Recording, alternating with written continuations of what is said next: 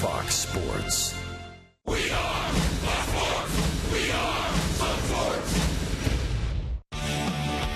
Last night, the Rays got another great pitching performance from David Price. But rookie George Springer stole the show with his 438-foot home run, giving the Astros a lead they would never relinquish. Today, right-hander Jake Odorizzi looks to get the Rays back on the winning track.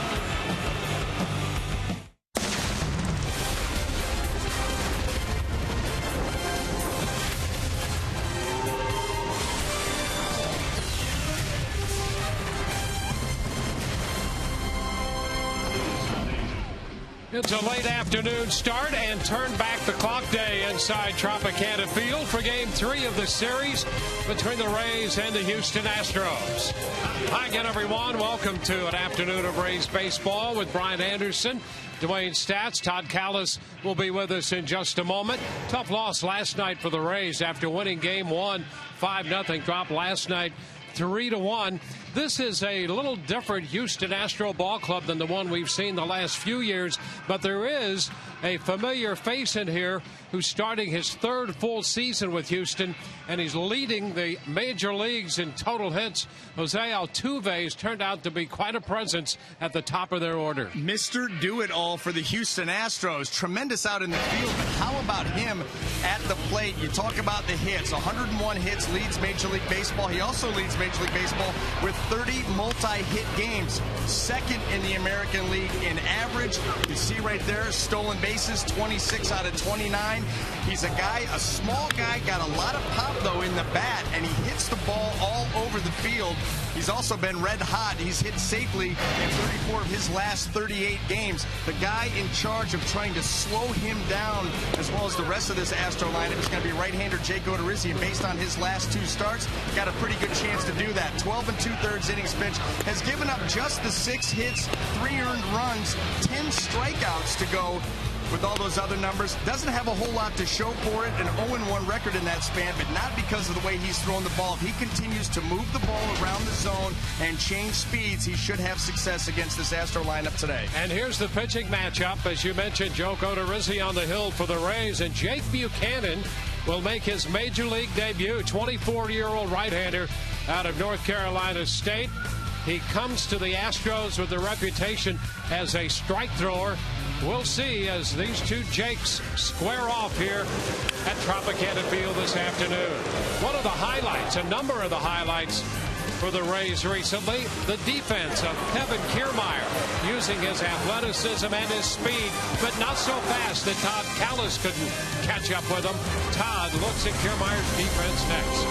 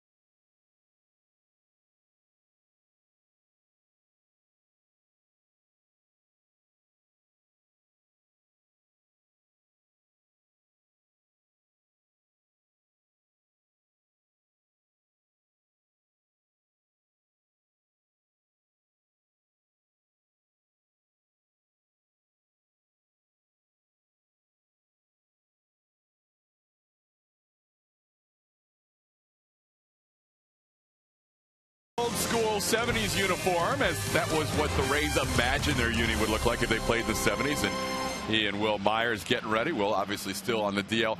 And while Kiermaier has been up here since Myers has been on the DL, and even prior to that had a couple of quick stays with the Rays, just 26 games into his major league career, and he's already assembled quite a highlight reel of defensive plays. And yesterday was one of the best of the season for him. Maybe not the importance of the catch against the Cardinals, but George Springer, a guy you don't want to give a second opportunity to, hits this high foul pop-up, and watch Kiermaier with the bullpen bench right there. He eyes it a couple of times, goes into a slide, and makes a great catch. That was unbelievable concentration. They did tag up on that play, but that was a big-time defensive play by Kiermaier. Gets a hug from David Price. Here's Kevin taking us through that defensive play. It was one of those things where I seen it go up, and I kind of was just running just to run. I didn't know if it was going to get foul or not. And then about 3/4 of the way there, I knew that it was going to stay fair. And I seen Logan and Loney coming out of my corner vision over there. And Logan was telling me I had room. He was yelling that to me. And I knew I was getting close to the bullpen, so I had to slide and just threw my glove out there, and it went in. Kiermaier continues to make great defensive plays. Jake Buchanan makes his major league debut in 2 minutes and 43 seconds. Kiermaier getting some last-second pull-ups in. It's the Astros wearing their old-school rainbow uniforms against the Tampa Bay Rays. Jake Odorizzi against Jake Buchanan next.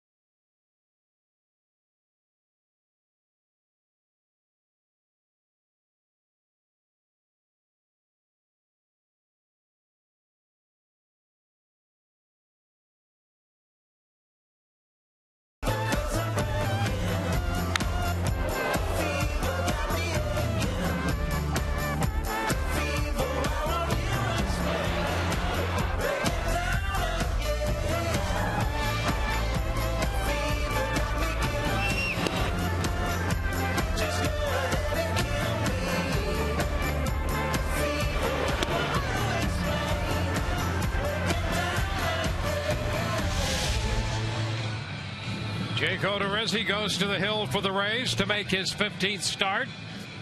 He has pitched very well over his last 8 starts. Just 1 win to show for that, and 4 losses. It's turned back the clock. We're going back to the 70s. And the Astros have their rainbow uniforms on. Let's take a look at the starting lineup for Houston. Brought to you by your Southern Ford dealers. Dexter Fowler leads it off, followed by Jose Altuve, and then George Springer. John Singleton, Matt Dominguez, and Jason Castro, the DH, hit 6. Carlos Corporate is the catcher. Alex Presley in left. Marwin Gonzalez will be the shortstop today, hitting 9th. And they'll be going up against the right-hander for the Tampa Bay Rays, Jake Odorizzi, making his 15th start of the season and looking for some wins. Just one win in his last 13 starts. You look at his last 2 starts, certainly pitched well enough to pick up a win. Just 3 earned runs in 12 2/3 innings, but nothing to show for it. He'll be making his first appearance against this Houston ball club. And the first pitch presented by Pinch-A-Penny misses. 1 ball, no strikes. We are underway.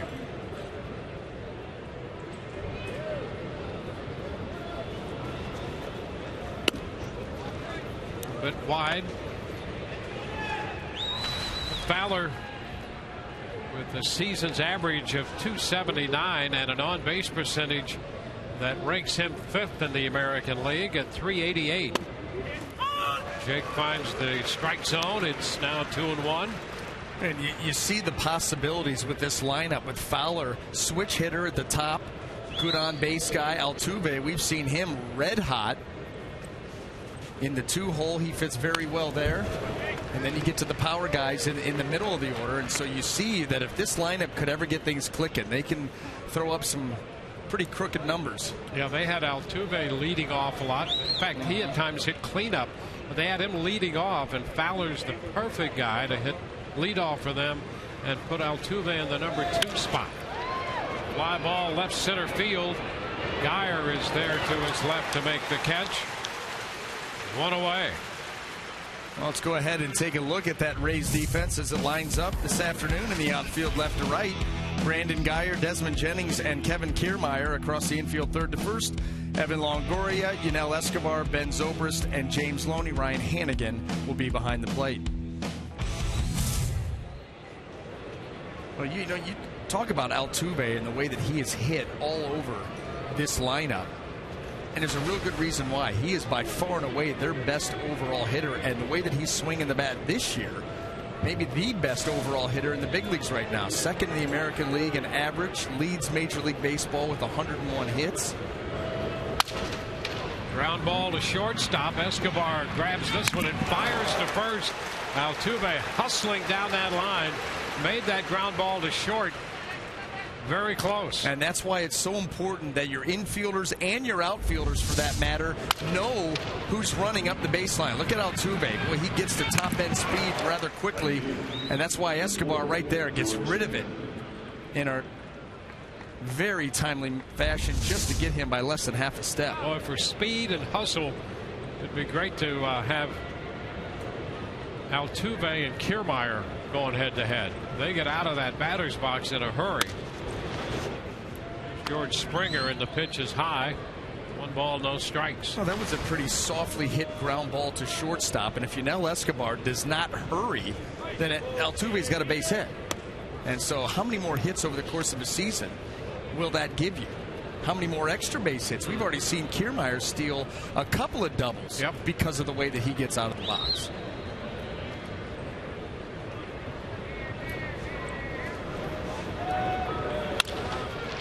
Shot into left field. Closing is Geyer. He did not get it. The call by Seth Buckminster, the umpire, out from second base. And there may be a challenge here. Joe Madden coming out of the Rays dugout. Now let's take a look right here. A great shot. It's clearly a catch. Well, it sure is. No question. And this should be done. Go ahead and expedite this one. That's going to get overturned. That's a great catch. Yeah, the umpires are going to conference here for a moment.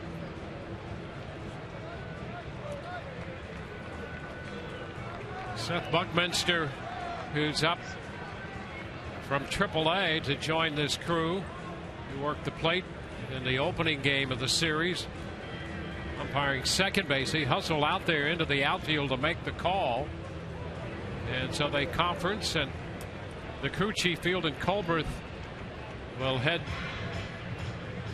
to the sideline, the foul territory, along with Buckminster to take a look at this, and we saw that it was an obvious catch. Yeah, this will not take very long. At least it should.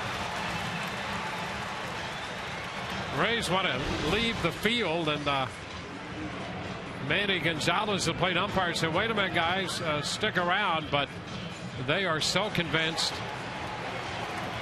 and they've just put the catch up on the scoreboard here, so this play under review.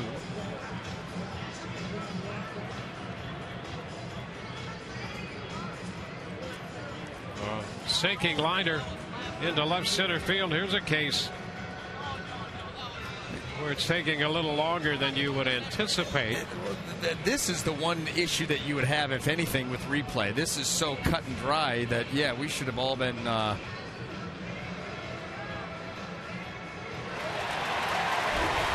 So it's overturned. Goes from a double to a catch in left field. Here it is. Geyer clearly caught it. We go to the bottom of the first. No score.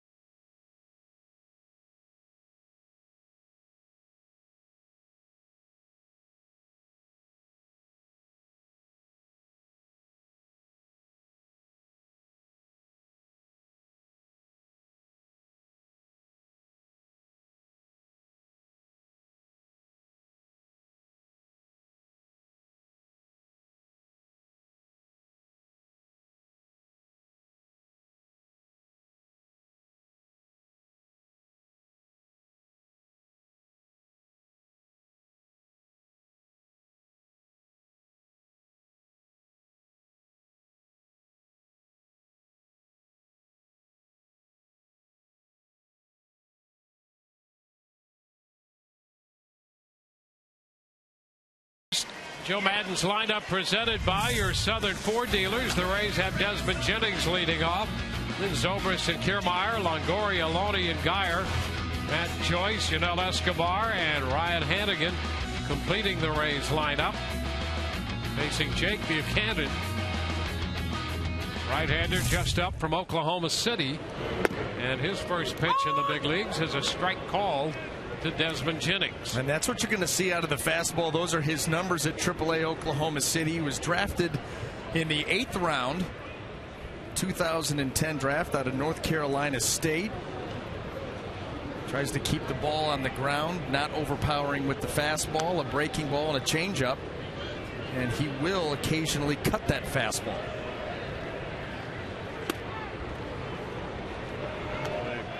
It swung on and missed. It looked like a little slider there. Well, and you know what? This is exactly what the Rays hitters are doing right now. You know, you can get your scouting report out of AAA, but these guys, they want to see his stuff in person from the dugout. They want to get first-person feedback from guys like Desmond Jennings and Ben Zobrist. Guys are going to face him early and try to get an idea of what his arm slot is like and what the action on his pitches is. Bouncer to short. It's handled by Gonzalez, and Jennings is retired in his first at bat. I will tell you this, the one thing that he does not do overall is walk people. Yep. Career minor league average of 1.7 walks per 9 innings. This year at AAA in 13 starts, 14 appearances, 1.2 walks per 9. So he is a strike thrower. He started to turn the corner a little bit in the positive direction for the Astros last year in the minor leagues. He was at AA Corpus Christi and then spent part of the year at their AAA affiliate in Oklahoma City. And between the two, he was 12-7, but worked 158 innings in the minor leagues a year ago. 1-1. And just waiting for that opportunity. And it's always a little tougher with a guy that doesn't have explosive stuff. You know, he's got to really pitch and prove himself every step of the way at every level, be a consistent winner, you know, before he's going to get that opportunity. And that's something that he's been on a nice run. This with a curveball down and in. Backs that up with a fastball at 89. So the count is 2-2. And you'll be watching for Ben Zobrist. You know, you want to see him start to get back on track a little bit. As you got Kiermaier waiting for his shot next. Try to get that swing back in order. Try to get that mind right. Get locked back in, because when Ben Zobrist can get it done from both sides of the plate, what a boon to this lineup. There's a line drive and a base hit through the right side. Over Altuve's head. He had him shaded in the middle in the hole between first and second. And Zobrist has a hit his first time up. Well, let's take a look at the Astro defense. That should get plenty of work today in the outfield, left to right. Alex Presley, Dexter Fowler, and George Springer across the infield. Third to first, Matt Dominguez, Marwin Gonzalez, Jose Altuve, and John Singleton. Carlos Corporon will be behind the plate.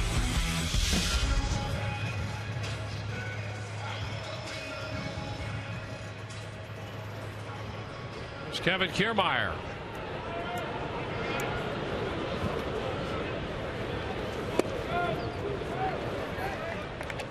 One strike. Fastball.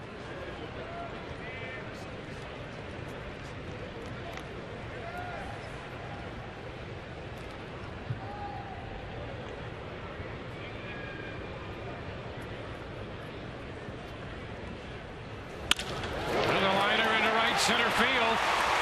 That's going to go all the way to the wall. Zobrist being waved around by Foley.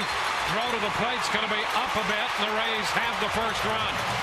A double for Kevin Kiermaier, and it's 1-0 Tampa Bay.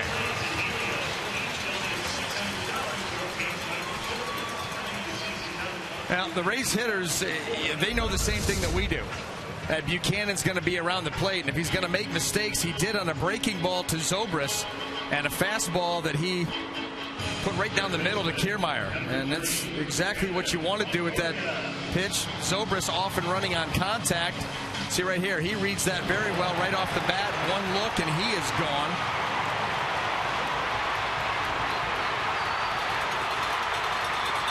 I don't know if we had a good look at Tom Foley, but boy, he was in to waving the runner home. I'm going to tell you something. Yeah, Tom Foley, he was very demonstrative. He has not been able to do that very often, and he wants to keep that rotator cuff attached, because you're right. I mean, he was coming out of his uni.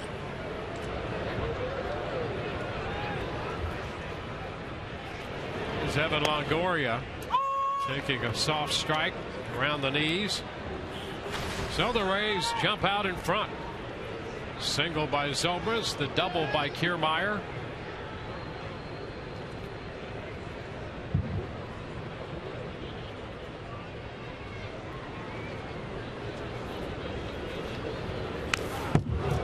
Foul back.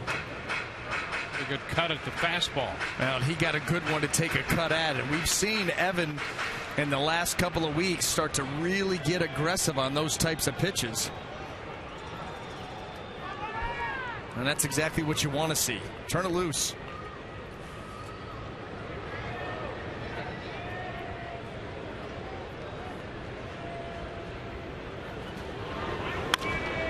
Little popper into shallow center field.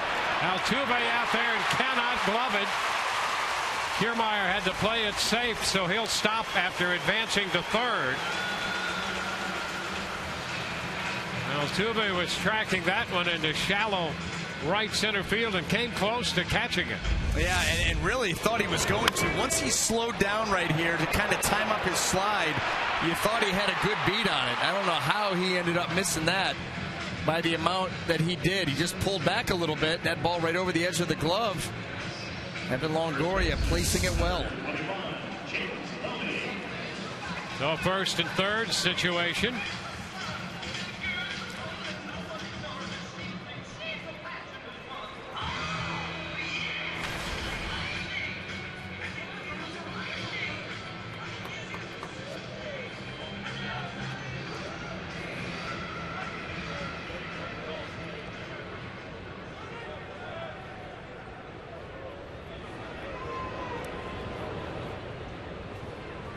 James Loney takes the pitch inside.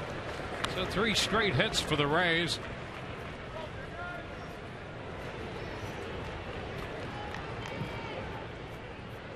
Bo Porter, the Houston manager.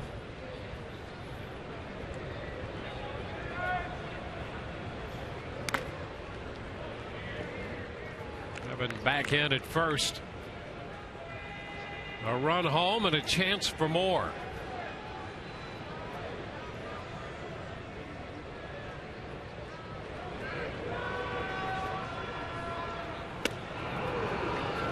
One ball, one strike. That'll be one of those opportunities that you see James Loney try to take advantage of and really let his swing loose. Now, you watch enough Rays BP, you understand that James Loney, if he wanted to do nothing but hit home runs and become a home run type hitter, he absolutely could. He's got a lot of juice, but he'll pick his spots to do that. He'd rather hit 300. Line drive, and there's a base hit to get the run home. Kiermaier scores. Longoria goes to third. Loney makes it 2-0.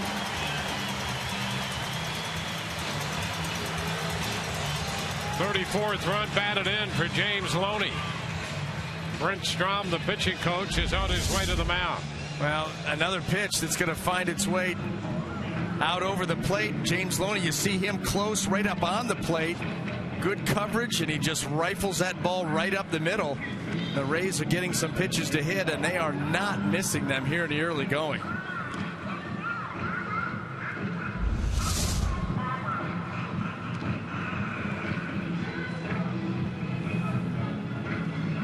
So the Rays jumping on Jake Buchanan for a couple of runs, 4 consecutive hits here in the first inning. As we mentioned, Buchanan out of North Carolina State. He was there with Russell Wilson, the Seahawks quarterback. Wilson played both football and baseball at North Carolina State before he transferred to Wisconsin. So Buchanan in the program, overlapping with the time that Russell Wilson was there. Now Brandon Guyer. Guyer made the sliding catch to end the top of the first on the ball hit by Springer. That was reviewed. Originally ruled a double, and it was overturned.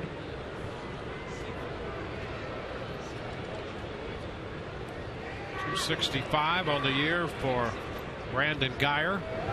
And he's going to put down the bunt. Longoria started to come down the line at third, and with that ball halfway toward the mound, he had to put on the brakes.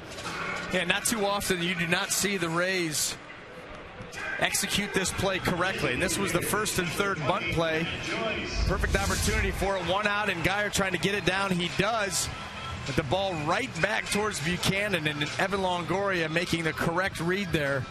And if he would have continued on, he would have been a dead duck at home plate.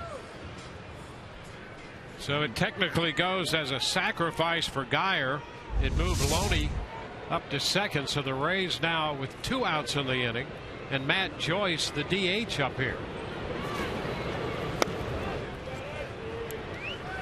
Takes ball 1, a curveball that stayed wide.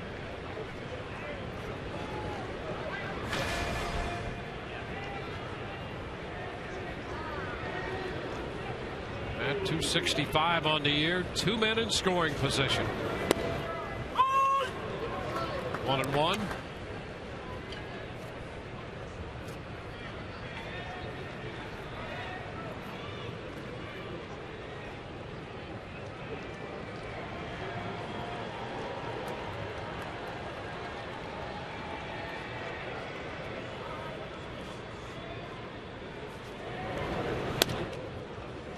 ball again, and that stayed up and away. 2 balls and a strike. The reports we've had is that pitch has been one that has still been in the development stage. Of all of his pitches, it would seem the least reliable at this point. And already bringing it out, seeing that some of the other stuff has been hit hard. He's going to empty the arsenal right now, trying to get out of this inning, and right now having trouble finding the strike zone, which is really his game. Throwing strikes, forcing the opposition to put the ball in play using his defense. A 3-1 count on Joyce. Big opportunity for the Rays to jump out to a big inning. And that is ball 4. And we'll load the bases for Escobar.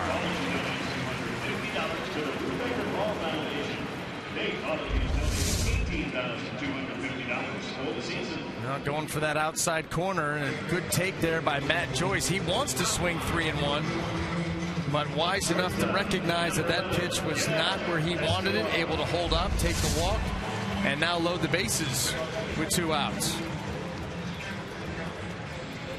Yudel Escobar up here with an average of 247. Drove in a run in the 9th inning last night. Lays off the pitch down and away.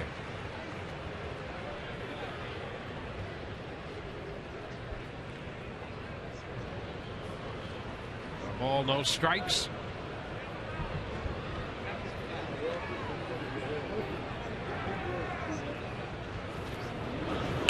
A roller to the right side. Singleton, the toss to Buchanan, who's over to cover. The Rays settled for 2 runs. They leave the bases loaded. And we go to the second. It's 2-0 Tampa Bay.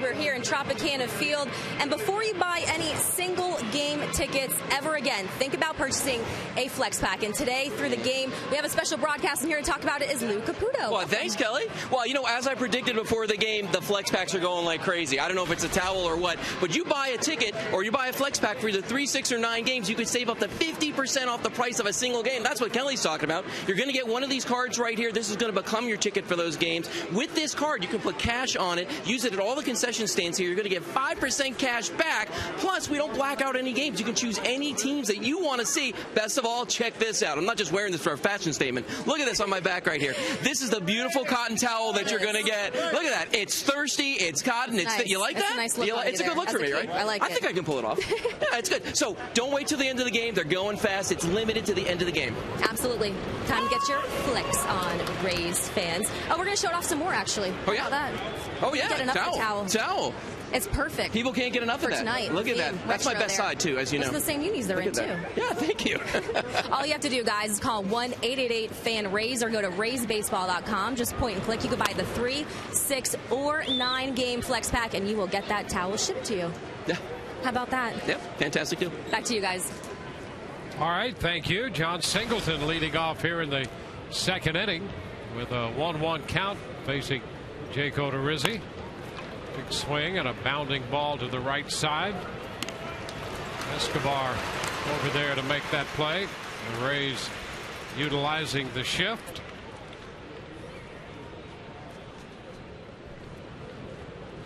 So Escobar takes care of Singleton's little chopper. One gone. Well, Jake Odorizzi has to be a happy man being able to go out there for his second inning of work with a lead. Offense showing a little bit of life. They got some pitches to hit. They did exactly that. Well, you think about the latest run for Odorizzi. 8 starts, a 1-4 record with a .338 earned run average, and the opposition hitting in the low 200s against him.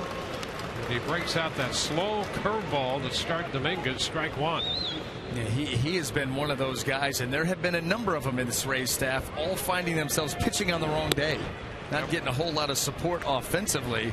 And certainly that stretch that you're talking about, given different circumstances, you know, run up there a 5-1, 5-2, 6-2. Get on it. Down to short. From short, Escobar makes the play. 2 outs, our Toyota trend. We'll take a look.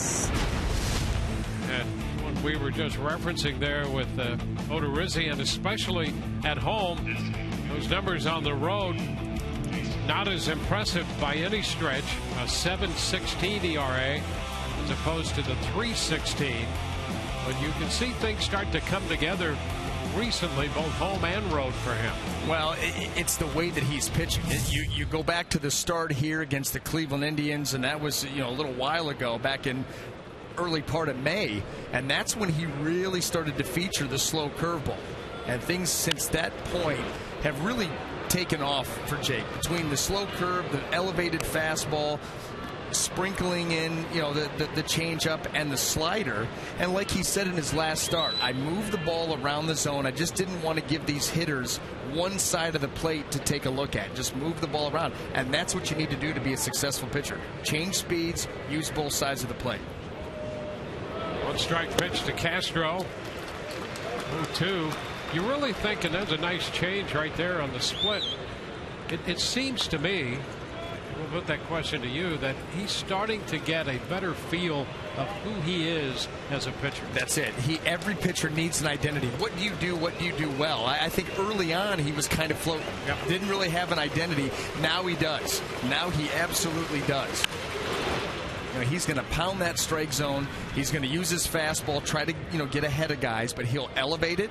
The slow curve, those two play off of each other well. He's going to show you a slider every now and then. The changeup, especially to left-handed hitters when he's ahead in the count, and that's who he's starting to become. He's got a lot of weapons and, you know, an ability to use both sides of the plate. Yeah, when a pitcher starts to get a sense of himself, as he seems to be doing, that's when a manager and a pitching coach starts to think in terms of, you know, this guy's reliable to keep us in a game, give us a chance to win every time out. Easier for him to set up a game plan, which he has done very well. You know, first time through the lineup, his number's so impressive. But then it gives you the ability to make adjustments as the game goes on. And a nice job there. Some slow stuff early. He got him with a fastball to finish him. Strikes out Castro. Bottom half of inning 2 coming. 2-0 Rays.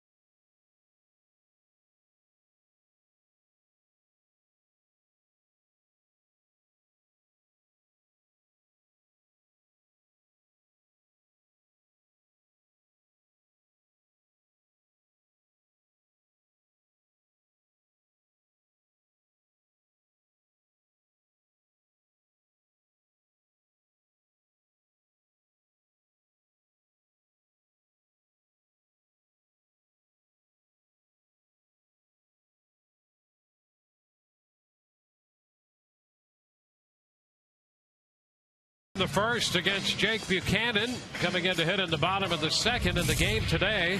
And all season long, Tires Plus donates $100 to the Pediatric Cancer Foundation for every Tampa Bay Rays home run televised on Sun Sports.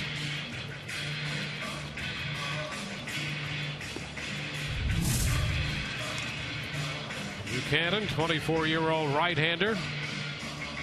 Rays will have Ryan Hannigan to lead off. Then the top of the order, Desmond Jennings and Ben Zobrist.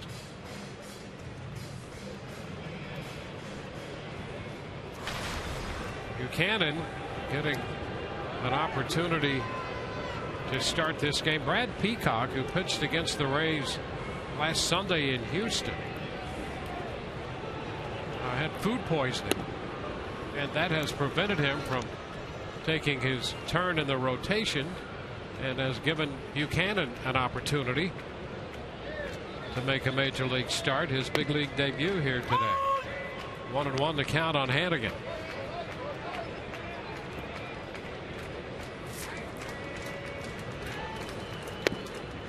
Oh! 1-2.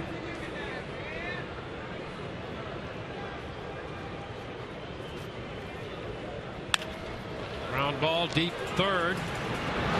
Dominguez with a long throw, and it's right on the money.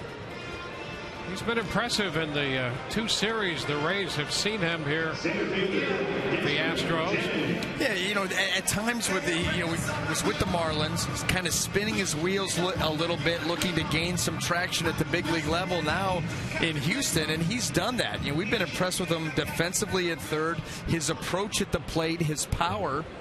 You know, when he's going good, his ability to stay very quiet at the plate and really explode on the baseball. And, you know, he's certainly been a guy that's going to be a cornerstone of this franchise for the foreseeable future. Yeah, another young player who last year was really his first full season, 23 years old.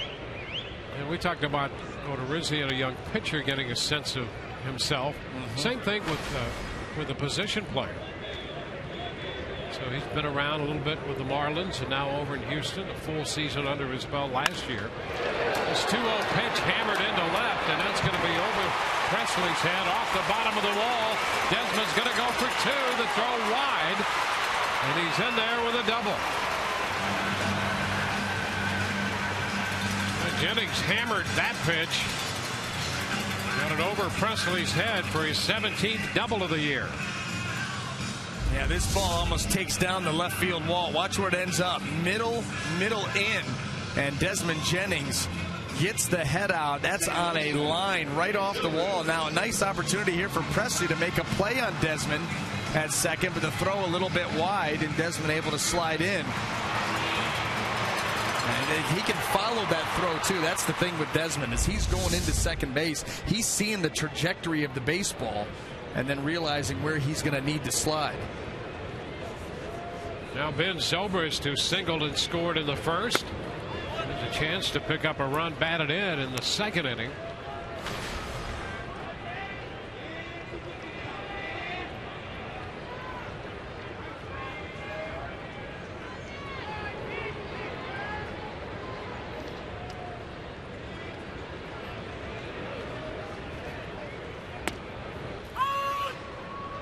One. Hey, I know this is premature, but let me ask you this.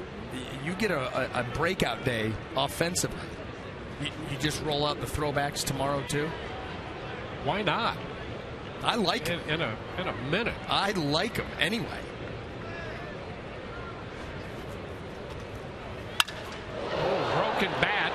Ball foul up the right side, and eventually the end of the bat, that, as you see, split right there. That's in foul territory just outside first. Yeah, I think I would absolutely vote for wearing those again. If you get a big offensive day, absolutely. Why not? It's exactly right. Got to make a commitment, stick with it. Ben Zobrist left holding a weapon.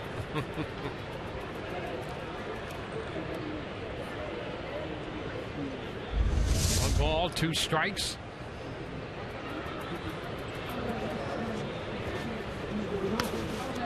Down and in. It's a 2-2 count. Kevin Kiermaier on deck. He drove in the first run of this game with a double in the first inning.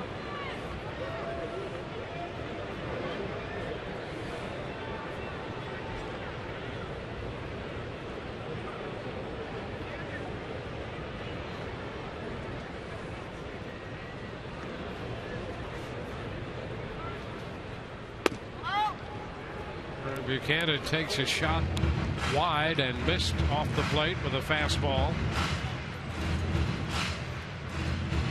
His velocity on the fastball 88, 89, maybe 90. That's why he has to have. And he walks. Zobrist. That's why he's got to pitch with such command. He's really got to be able to hit his spots consistently. This is not something that you see him do a whole lot of, is walk guys. That's the second one already. Guy that has averaged on the season, now granted it's AAA, but just 1.2 walks per 9, and that's really been indicative of his career in the minor leagues. A strike thrower. And too many of those pitches have found bad parts of the strike zone, and the Rays have been able to jump on them.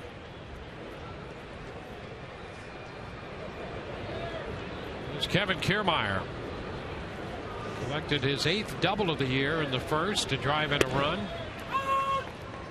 Fastball located around the knees, away from him. That's a strike.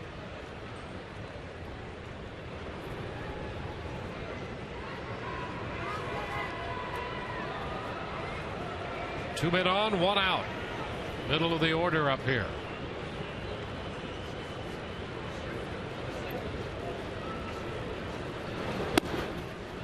Ball popping away from Corporon as he was taking a look down at Jennings at second base. Well, here's the thing, though. Corporon was tipping that off.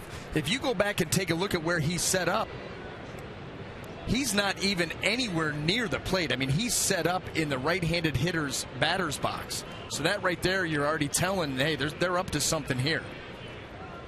See how he wants the ball away there? Look where he was setting up. The previous pitch, look where he's setting up.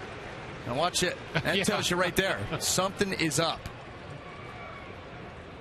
Until then.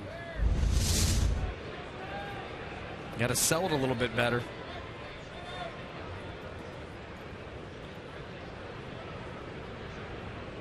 A 2-1 count to Kiermaier. Chops it right side. Altuve makes the toss to first. So Jennings goes to third. Zobrist up to second. And with 2 outs, 2 men on, both in scoring position, Evan Longoria gets the opportunity.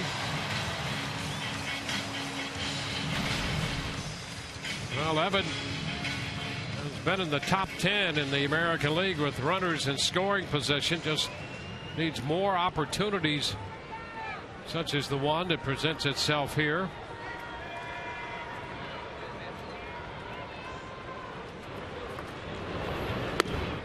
The pitch is a strike. Started this series 7th in the American League with men in scoring position. Rays overall have found this to be an issue, hitting just .222 as a team. 1-1.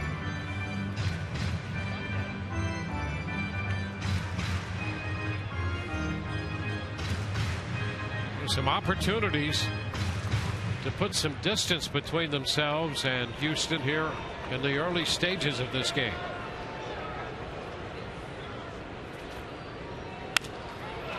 Up the right side, that's going to be a foul ball out of the reach of Springer. Well, it's 1-2.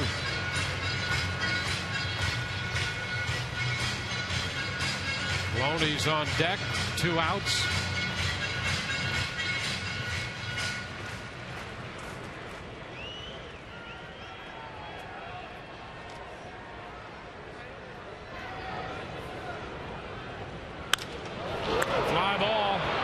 Right back into center. Fowler waiting for it. He's got it, and the Rays lead 2 in scoring position. Through 2, it's 2-0 Tampa Bay.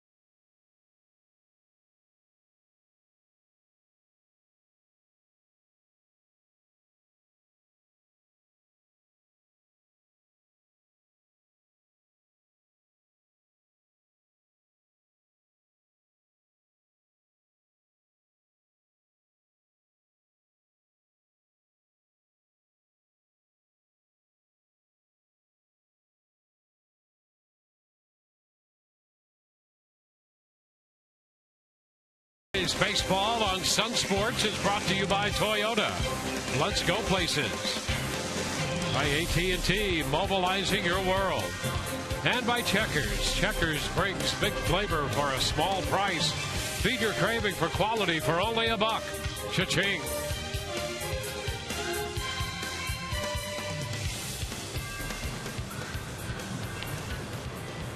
On to the third. Rays with a 2-run lead. Jake Odorizzi on the hill. He'll face the bottom 3 in the Houston order, starting with their catcher, Carlos Corporon. Alex Presley next, and then Marwin Gonzalez. There's a first pitch strike.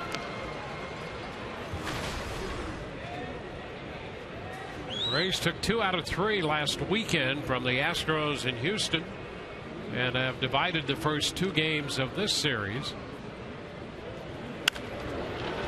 Breaking ball lifted right back into center field, and Jennings is there. Curveball 69, 70 miles per hour. And, you know, Carlos Corporon actually did a nice job of tracking that pitch, but Jake Odorizzi put it in a good spot with enough of a change of speed that he was a little bit out in front. And so that you end up getting that fly ball into center field. Yeah, those 2 elements have made that pitch a good pitch for him. It's one thing to throw one, but if you're going to just lay it in there, I mean, people will hit that pitch. But if it's got the proper change of speed and a good spot, you can get an out with it. Yeah, and you know what the other thing that he does, Dwayne, that's impressive with that pitch is it's not easy to throw a slow curveball that has good spin and good bite. You know, that's not an easy thing to do. So the fact that he can spin that, get pretty good depth with it, get good bite with that pitch, and throw it at such a slow speed, that makes it even more effective. It doesn't just roll in there. Yep. And it's really a great first pitch, too. Hitters see that, they're going to take it. If you name me a hitter that's going up there looking for a 68-mile-an-hour curveball, and I'll show you a guy that's not a hitter. Yeah, if you do, if you're looking for that, I mean, you're shortchanging yourself a great deal as a hitter trying to hit. I think Joe Madden made that point the other day on that cross-up when Baltimore was out there, when he said, hey, you see how tough it is to catch a fastball if you're looking for something off speed. You can't even catch it, much less hit it. Right. I mean, how true. How true. That's such a great point. High foul.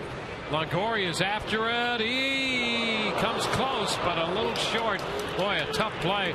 He had to cover a lot of ground. That would have been something if he'd been able to grab that one just a step from the stands. And what sets Evan apart defensively is he is not happy with himself at all. Great effort, went a long way, comes up a little bit short right there, and you could see his reaction when he came off of that wall. He was not happy at all. Yeah, if he gets there, he figures he should catch it. Yep. Tough play any way you slice it, though.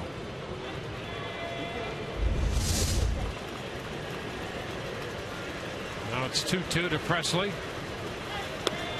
Ooh, strike 3 call. Got him looking at a fastball. Now both the strikeouts for Odorizzi here come on a fastball. Castro swinging and Presley looking. And, you know, I'll tell you what, Jake Odorizzi happy that play wasn't made. You just get to go right back and one pitch later pick up a strikeout looking. That ball middle in. Shows you when you're able to work both sides of the plate up and down, you don't have to be as fine. Locked up Alex.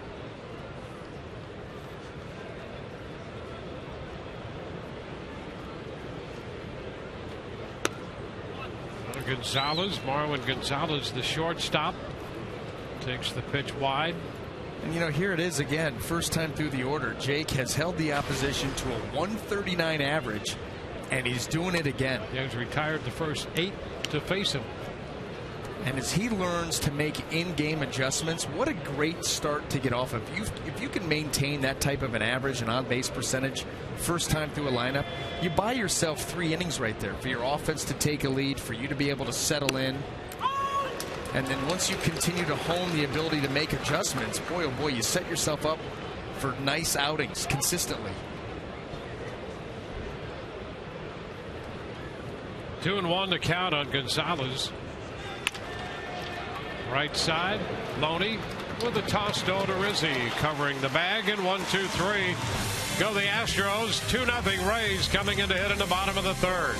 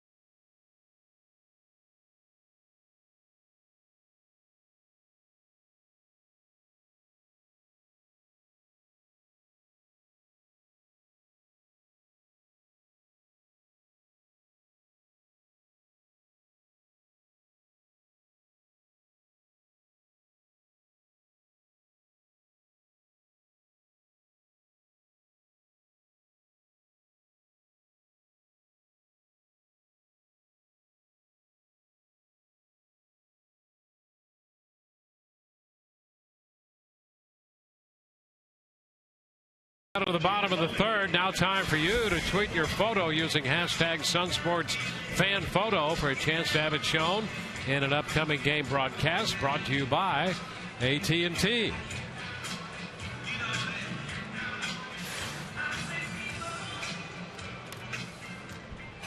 James Loney, who drove in a run in the first, will open the third for the Rays. Then Brandon Geyer and Matt Joyce. First pitch is a strike from Buchanan. And I think James Loney, that pause told you that he didn't agree, and I would agree with James. Nice job, though, you know, back behind the plate there by Corporon in the way that he caught that pitch.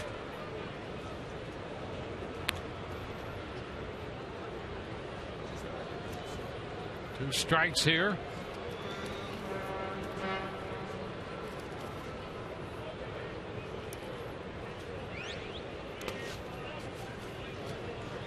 It's a ball and two strikes.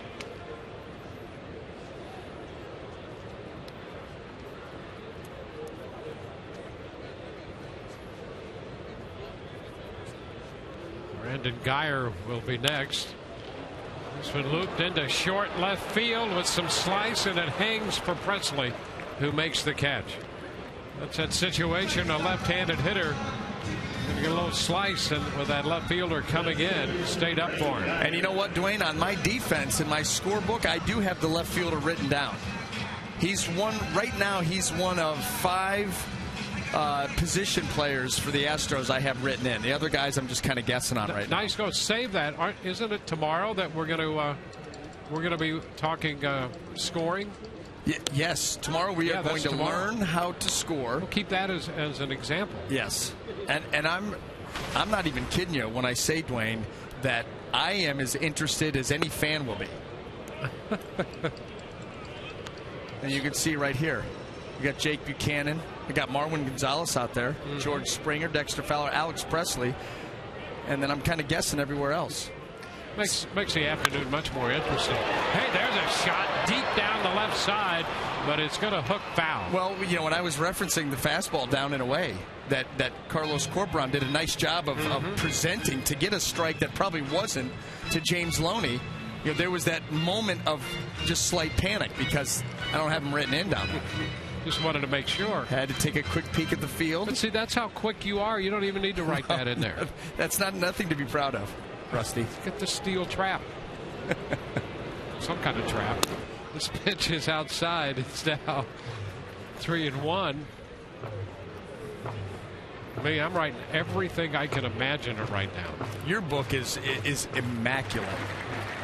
Well, I don't know if it's immaculate. It is. It's just full of stuff. Gonzalez makes the pickup, and Geyer is the second out. What I like even more than your scorebook is your little black book. And you know what I'm talking about. Yeah, well, just a little tidbit here and there. Yeah, your little black book is the one that everybody wishes that they could get their hands on. Well, some guys have black books and some guys have black books. Mine's full of information on baseball teams. Let's just make that clear right now.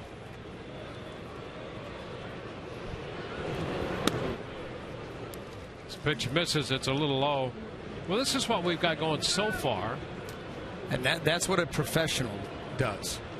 We've got defensive guys and offensive guys. Yeah, and little notations, all sorts of things. See, my book is so JV.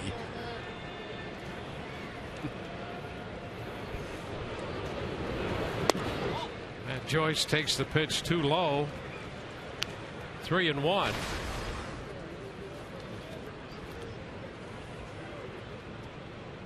Rays with 5 hits, 2 runs. Joyce chops it foul. Hey, how about George Hendrick coaching at first? We should get a shot of George. That's a little different look for George. Completely different. Look at that. He wears it well. There's the ball 4, too low to Joyce. Third walk given up by Buchanan. You know, see the check swing here, but George, one of the guys who initiated, you know, the whole pants all the way down. He was the pioneer, right? Yeah. See, I don't even think they made him. I think that's as low as they made him because he's going for it. They're just not getting there. Yeah. So they're forcing him to wear those. Like Truly. That's against his will. And he is not folding them up to give them a better look. He's just going, I'm going mid-calf, and you're going to like it. Ground ball to shortstop by Escobar. Gonzalez to Altuve, and that retires the side. We're through 3, and the Rays lead 2-0.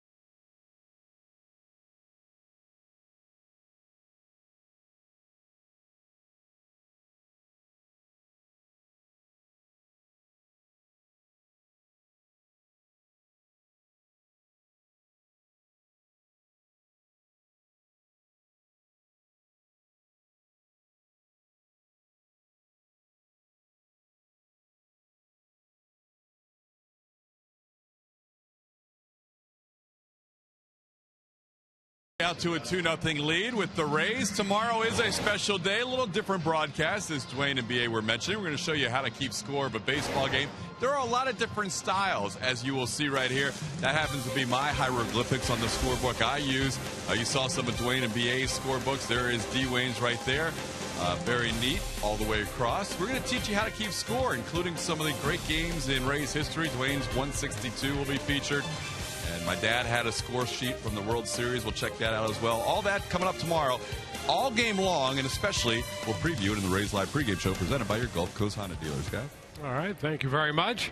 Dexter Fowler leads off and fouls it back. And by the way, it just occurred to me, we had that Nolan Ryan scorebook of his 5th no-hitter. And as I recall, the Astros were wearing those rainbow uniforms that day in 1981 when he threw that no-hitter against the Los Angeles Dodgers. So we'll take a peek into that one, I guess.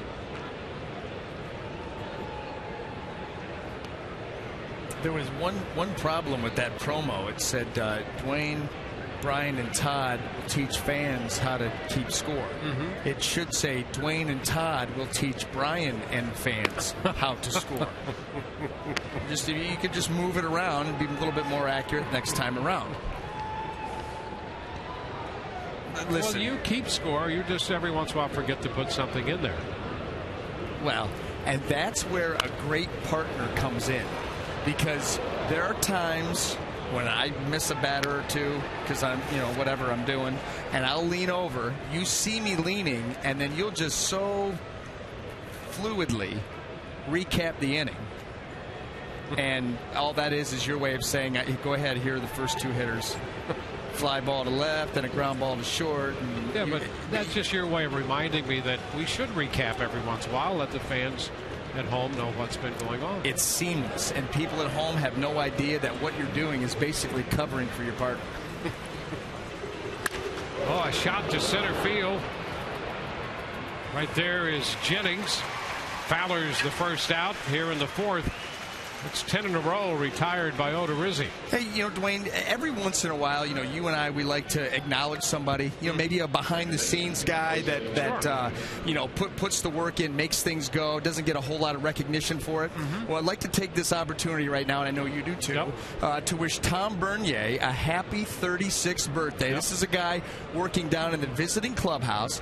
Been there since 2004. Really is the guy, the mouse on the wheel. It keeps things running in that visitors clubhouse. Gets it done in a big way, but happy 36, Tom. Yeah, and I don't know if many people know this. Altuve takes the first pitch for a ball, but around baseball, the visiting clubhouse at Tropicana Field is known as one of the favorite, maybe the favorite stop for teams to come in when they're on the road. They love what goes on in the visiting clubhouse here, how great it is, and Tom's responsible for that. He is. I mean, 2004, so you add that up. This is what, now the 11th season for Tom, and you're absolutely right. I have been a part of some of those polls, and just about every year they're voted the #1, and obviously Tom a big reason why, and a birthday boy. Yeah, there's a ball deflecting to short. Escobar cannot come up with it. Now Altuve has the first hit of the game for Houston. Right back to the mound, and it deflected to short. And I think everybody's all right out there. Altuve, he has shown that ability to hit the ball everywhere, right up the middle here. That looked like it really got the bottom of Jake Odorizzi's shoe. At least the part off of that inset. None the worse for wear, but that ball was hit hard by Altuve. He gets an infield hit out of it. It's 102 hits for Altuve on the year, tops in the major leagues. And here's a guy who also is in the top 10 in the American League in on-base percentage, and he's only walked 19 times all year. Aggressive. He's aggressive, but it's controlled.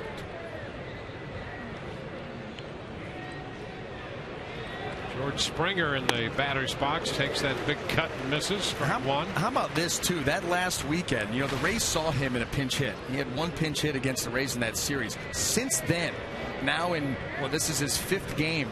He's 12 out of 20. I know. You take a few days off, get a pinch hit, and then all of a sudden, the beginning of the week, just go off. Yeah, he'd been hit on the hand. He's trying to bunt, hit by a pitch. And just a handful of games. 2 strikes on Springer.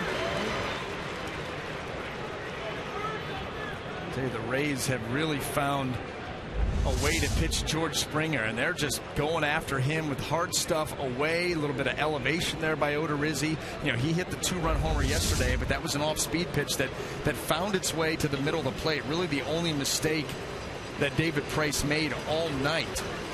Ended up costing him 2 runs. Springer, did he go? Ooh, pretty close. No, says Brian Knight down at first. That was close. Well, here it is again, up in the zone, right around the letters, and you could have. Yes, you could have very easily. Very easily, he could have been out on strikes right there.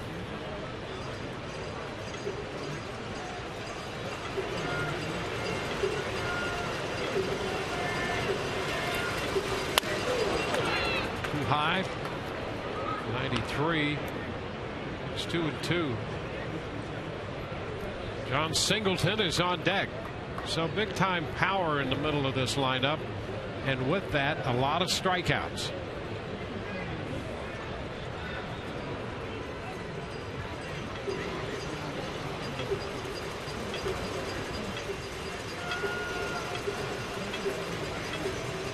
You know, if you look at Springer and Singleton, the 2 young hitters, right-handed, left-handed, hitting 3 and 4, and project their home runs, they would be significant, but the strikeout totals would be staggering. There could be over 200 strikeouts in a full season easily. Yeah. And what we've seen out of them now in the 6th game the Rays have played against them in the last week or so, you believe that. These guys have one swing. One swing. They're dangerous. They're aggressive. They do have a swing that'll put some fear in you, but you also know if you execute your pitches, which is all you're concerned with, they're going to swing and miss a lot. Full count on Springer.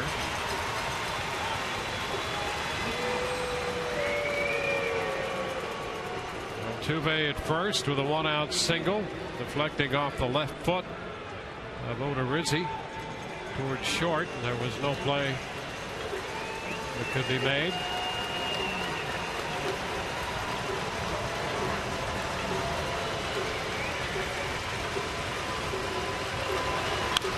Foul right back, a fastball. Springer connected with the gargantuan home run off the D-ring down the left field line last night in the 3rd inning. Kiermaier made that great play on the foul ball lifted toward the right field bullpen. Struck out the other 2 times up there.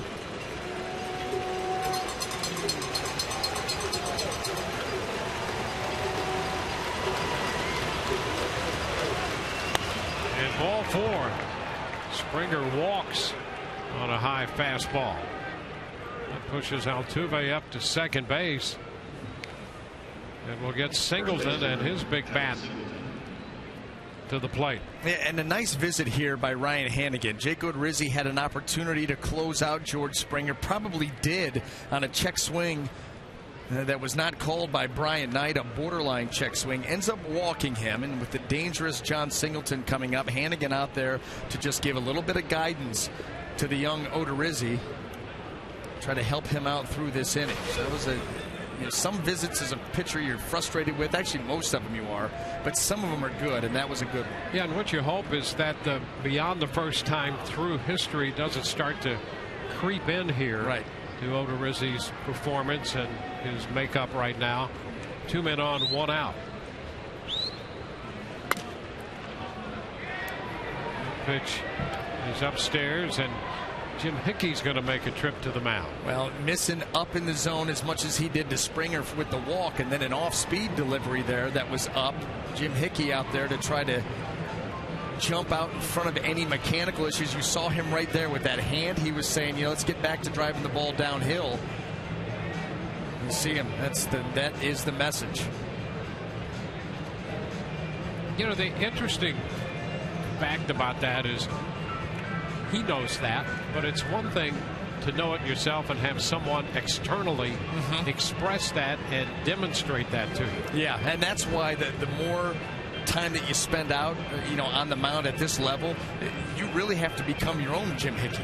And you've got to be able to externally step off the mound and say, okay, what do I need to do to get back to driving the ball downhill? Maybe your catcher helps you with that. Now Jim Hickey finally feels like, listen, I've given him 4 or 5 pitches. He's not made the adjustment. Now I need to go out there and verbalize it, but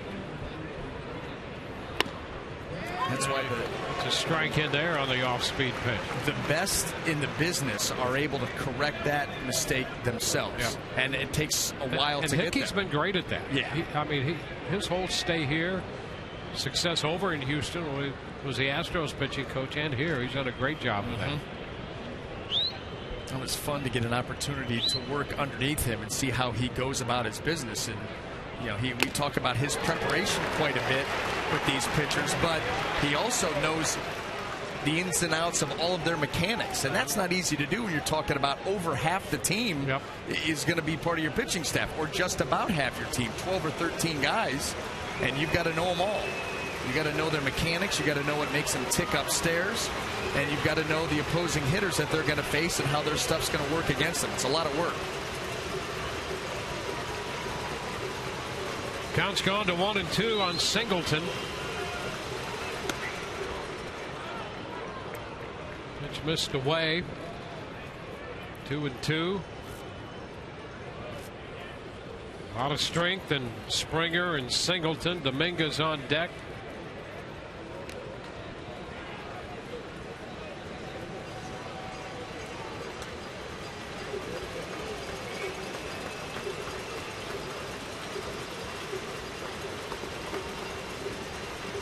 Powerful young hitters in the middle of this Houston lineup. Did he go on that one? No, says Field and Colbert. The count's going to be full. Let's take a look from this side. It looks as if he held up right there and used his whole body to prevent him from swinging at that pitch.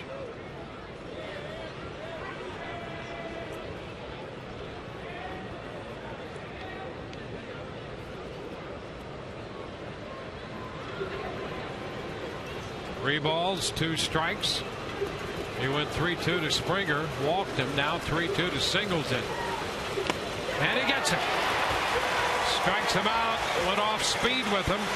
Big strikeout for Odorizzi. And how about the swing from John Singleton? Completely fooled by this pitch because he's got one powerful swing. There is your split changeup. And that is a swing right there of a guy who's realizing too late that that's not the pitch he was looking for. And there's a case where the change of speed had as much to do with that as any bite that pitch might have had. That's right. That did not have that finish out of the zone, but it didn't matter. Good arm speed, good change of speed, big strikeout. Matt Dominguez.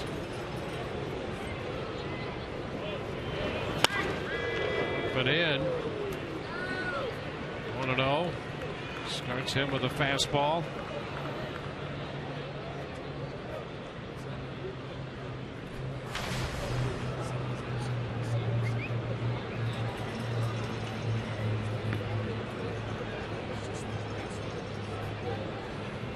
One ball, no strikes.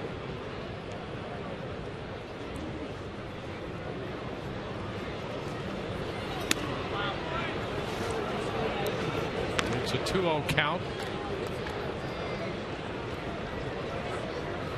Dominguez 0 for 3, was intentionally walked last night. Grounded to short his first time up in this game.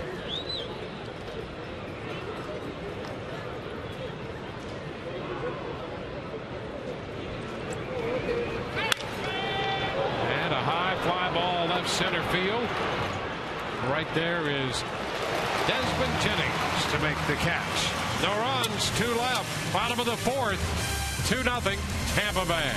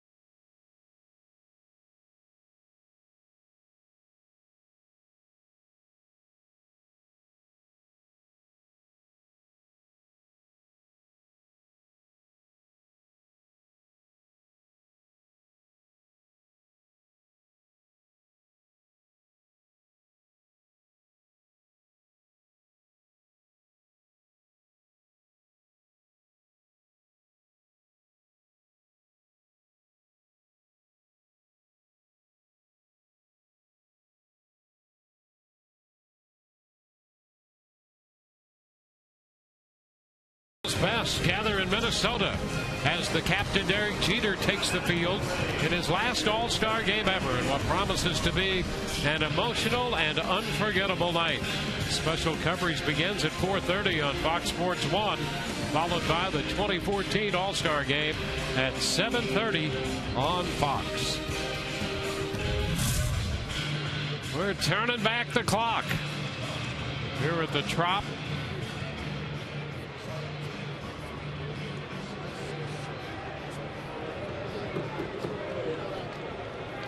Headed into the bottom half of the fourth. I will never be the same. Ryan Hanigan takes a strike. Well, you're experiencing the 70s really for the first time, BA. So enjoy the ride. 0-1 the count. Just a mere pup.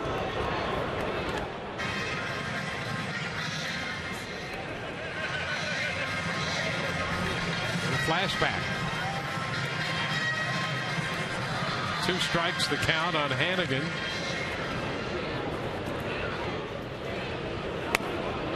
From a bad trip. No, that was the 60s. Jennings will be next, and then Zobrist.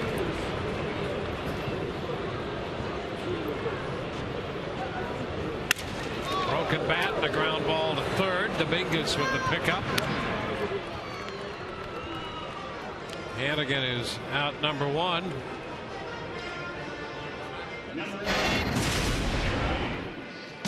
Well, let's turn back the clock, and here's Nolan Ryan's 5th no-hitter. And the final out, that was Dusty Baker on a ground ball to Art Howe. Across to Denny Walling at first base, and that was the record-breaking no-hitter for Nolan Ryan. I think we'll peek into the scorebook tomorrow when we discuss how to score a baseball game. And Nolan broke Sandy Koufax's record then. Of course, went on to throw a couple more, but that was the 5th and record-breaking no-hitter. Koufax had 4. About that. How about throwing 7 no-hitters? It's pretty amazing, isn't it? And then how many times was he at 1 hitter? Yeah. I mean, in the teens, right? Yeah, I mean, it was incredible. Just absurd how close he was that many times, let alone being able to get 7 of them. So dominant. You know, he's the one guy, when, at least from the time I've been around this game in the major leagues, that you think about who was the most dominant guy with the greatest presence that would pop to your mind. And in my mind, and the experience that I've had being around people, he would be the guy. For me, too. Yeah. I mean, this is why when I went to college, you're looking to grab my first number. You get it 34. Yeah. 34 because of and the presence was the thing. Yeah. He had the great stuff, but he was mean as a snake. Oh, a ground ball up the middle, through into center, and Jennings is aboard. You know what I liked about Ryan? Well, there are a lot of things that you could like about him. First and foremost, he was a good man, but I loved him when he would start a game. He'd go out there in the first inning, take his warm-up pitches, and then he'd walk down, you know, about 2/3 of the way toward the plate, just kind of with his foot manicure one side of the infield and manicure the next side, as if to say, you know, boys, there will be no bunting. This infield and this mound, that's an extension of my territory. Don't be bunting. Because somebody will pay. Yeah, that's right. Now the best, you know what the best part about that is, and oh, here's Zobrist, a long foul. Those stories about him, and there are tons of them, are legendary. But I love the fact that he would do that on AstroTurf. Yeah, it's AstroTurf. But he would send the message on the turf too. Yeah, this is right here. Yeah, and that's right. I mean, I'm telling you, I think what a wonderful part of the game. That doesn't exist anymore. Yeah, it's tough to find it. Really tough to find that. But I think the game loses something because you don't have that in it. It's not a bad part of the game. It's you know, it's part of that, part of the competition. These guys are, you know, I mean, you were out there.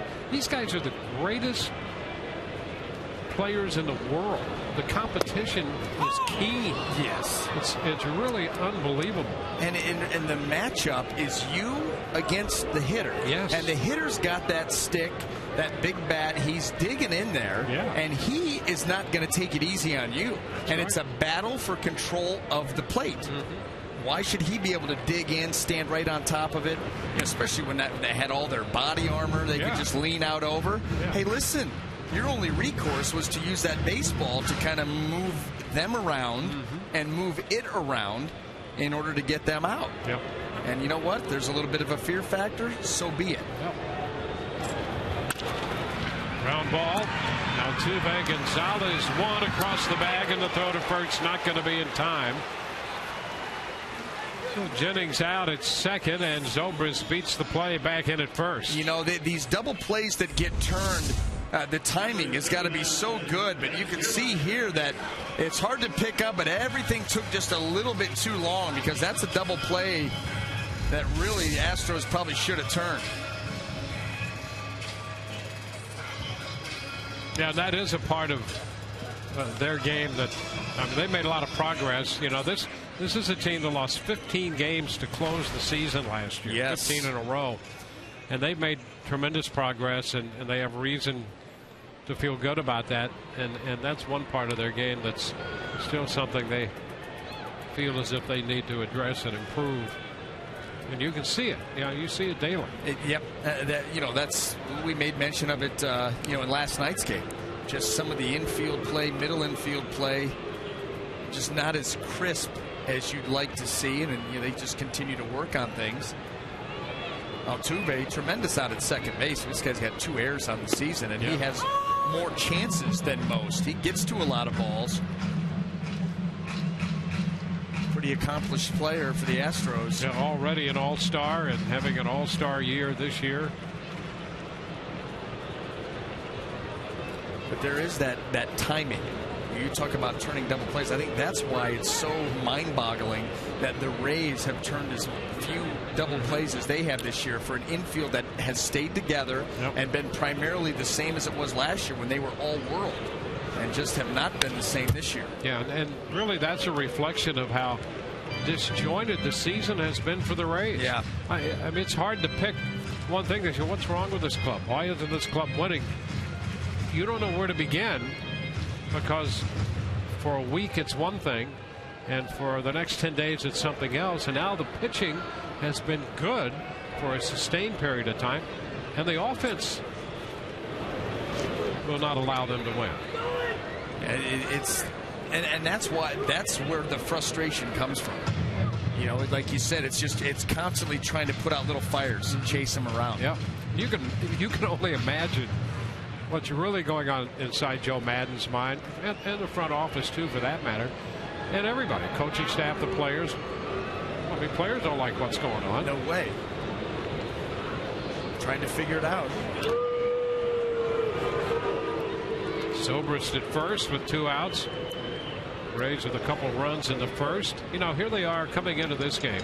I think they're now 2 for 5 in this game with men in scoring position. They were 2 for 24 over the last 3 games with men in scoring position. And you just knew, you were convinced coming out of spring training that this team may not lead the league in runs scored, but they were going to be a representative offensive team. And here they are, 11th in the league in hitting, last in the league in runs scored. I mean, no one predicted that. No way. I thought the same thing that you did. You know, I thought that they would be better offensively than we've seen maybe in the last couple of years. They had a lot of guys that could do a lot of different things. Foul ball, and that gets Manny Gonzalez, the plate umpire, trying to shake that off and see if he's all right.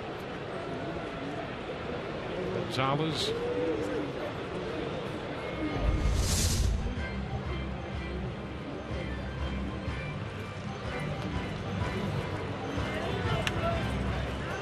Take all the time you need.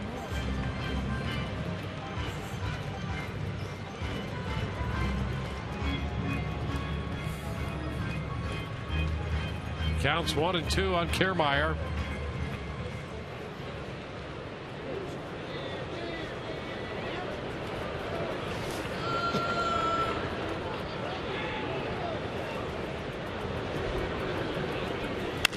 Ground ball right side, and right there positioned in the hole is Altuve. So Kiermaier is the third out, and we go to the fifth. 2-0 Tampa Bay.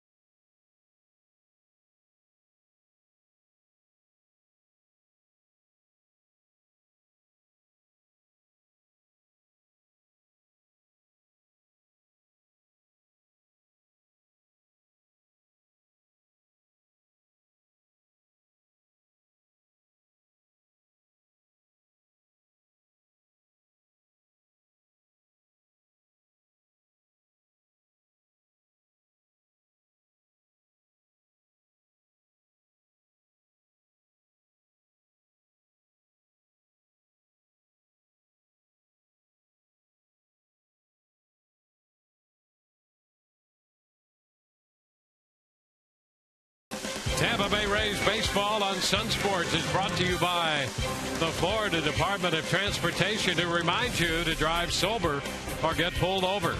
By Nissan. Get to your local Nissan store for the ride of your life and save big today.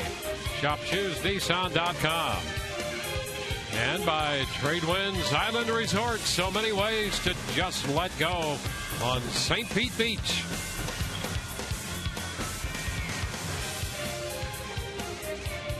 It's a gorgeous area here. Tough to find a better one in the entire country.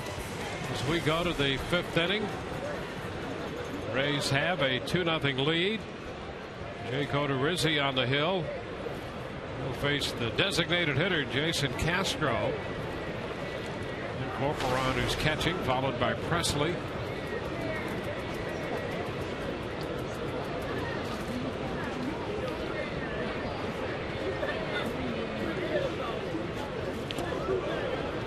Side to Castro. Odorizzi retired.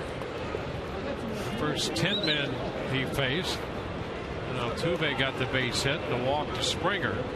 He struck out Singleton, got Dominguez on a fly ball to lead those two men on and end the fourth. Right back to work here in the fifth inning. That first pitch to Castro, only his 55th pitch of the day. And there's a strike barked out by Manny Gonzalez. Back in full voice now.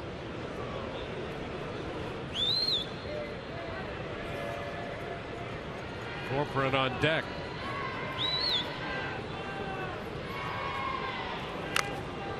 Foul ball, and that gets a part of the Rays catcher Hannigan. Yeah, that was right off the top of that catcher's mitt. That will rattle that hand on the inside. You talk about getting immediate torque put on that wrist and those fingers. Watch it right here.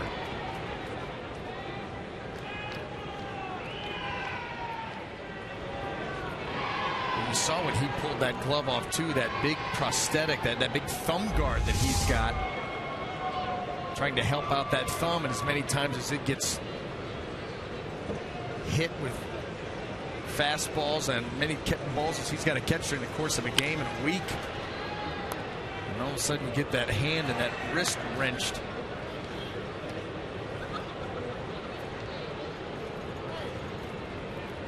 You can see right there. He's got that. Well, as soon as he slows it down, maybe not. Right there. little thumb guard. Get a better shot of it right there. Almost looks like a little cast. Castro is out on strikes. Off-speed pitch, another changeup. He got Singleton on that changeup. Strikes out Castro. Now, when you put into these hitters' mind the slow curve, the fastball to both sides, and then all of a sudden you've got a changeup that you can get some pretty good finish to. You know, the one on Singleton, he fooled him more on the change of speed. That one, he gets Castro on that late movement down. Yeah, that was a great pitch right there to him. Operon takes it too low. 1-0. Operon hit that slow curve to center field in the third when Jennings made the catch on that. Fastball by him. And it's 1-1.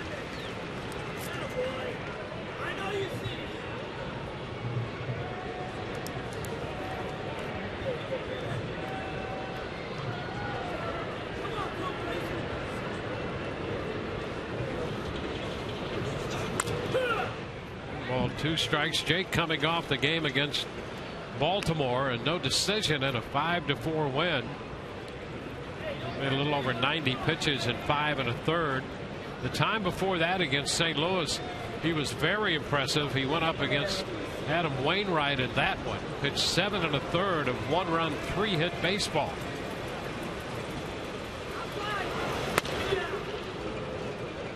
Two balls, 2 strikes.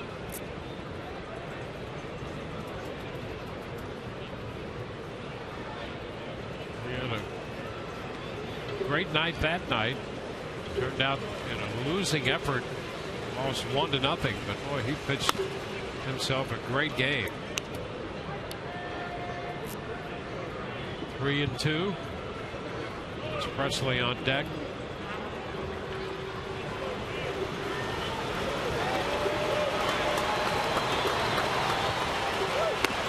And he strikes him out. Got a fastball by him for strike 1 and strikes him out with a fastball. So 2 up and 2 down. First at bat, Corporon flew out to center field on a curveball, a slow curve. You can see his timing was a little bit off on that pitch, and not exactly sure what he's waiting for here. Maybe the changeup, but the fastball by Odorizzi and the swing plenty late powered that right by him. That's what those secondary pitches that Jake will feature can do. The fastball helps out the secondary pitches, and in turn they'll help out that fastball from time to time. Change up starts Alex Presley out of the zone.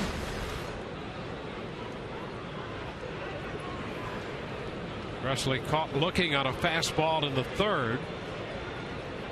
5 strikeouts for Jake.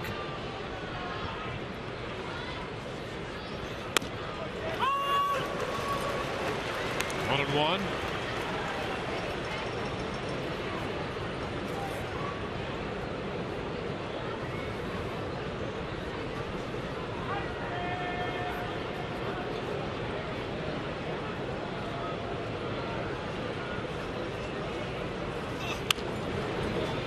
Check swing on the pitch, off speed, and a foul ball the other way.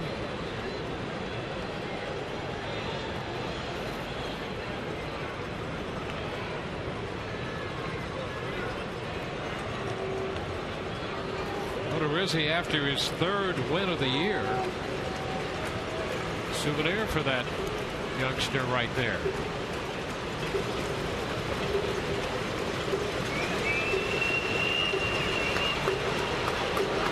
Ball, 2 strikes. Presley taking a little time.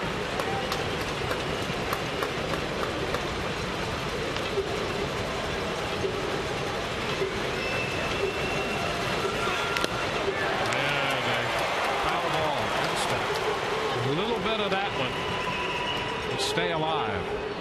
We're pretty close. Jake about a half-inch away from striking out the side. Can still do it. 1-2, but Presley able to spoil this offering. See the grip. And I mean, he just caught that baseball. Foul back, out of play. Do it again.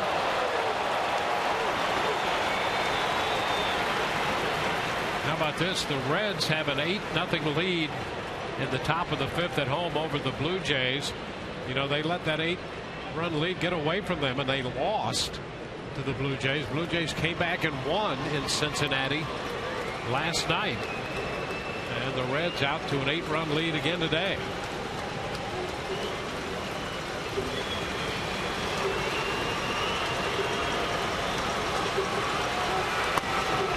Two and two. Yeah, I thought I was seeing things. I got home last night, and the score started to roll in, and I'm like, wait, what? Yeah, Reds had Chapman in there, too.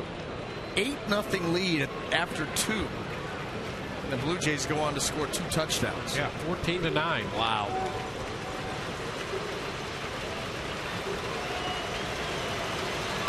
Check swing. Bounder down to Longoria. Evans throw to first. It's a 1-2-3-5. With a couple strikeouts, Rays lead 2-0.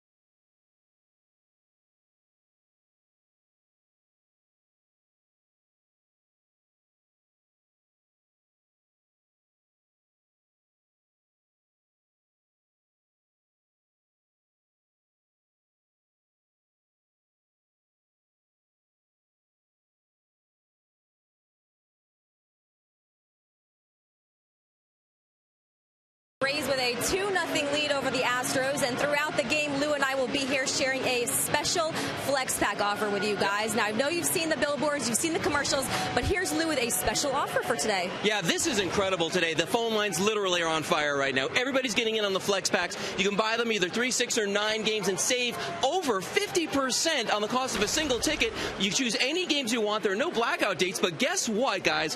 This is what it's all about right here. That's a beauty. You got to take that home, guys. Yep.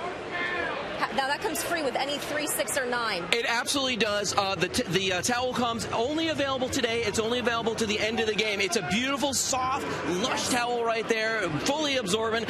And also, with your card, when you put your money on this, you can actually put cash on it. You're going to get 5% cash back, and you can use it at concession stands to get great-looking food like this right here. Look at everything we got back here. We're out here on the porch. A lot of options out here. Yeah. I think I'm going to go for that hot dog in the Well, especially here in the summertime. You bring a bunch of kids here and you want to save some money, 5% is a great way to go. And it is about that time. It's summer break. It's summer, a lot of time. Yeah, a lot of time before school starts, gang. So think about that. Get the kids out here and come to some games. Absolutely. Back up to you guys.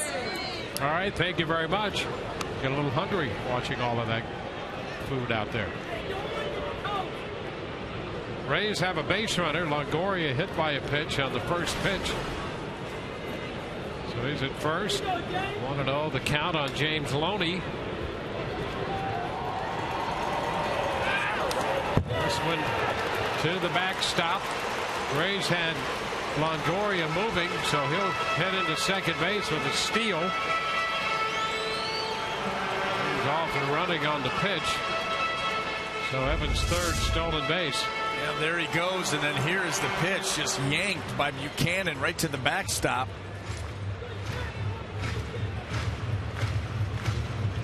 Not as easy as you'll get. Rays have had base runners in every inning.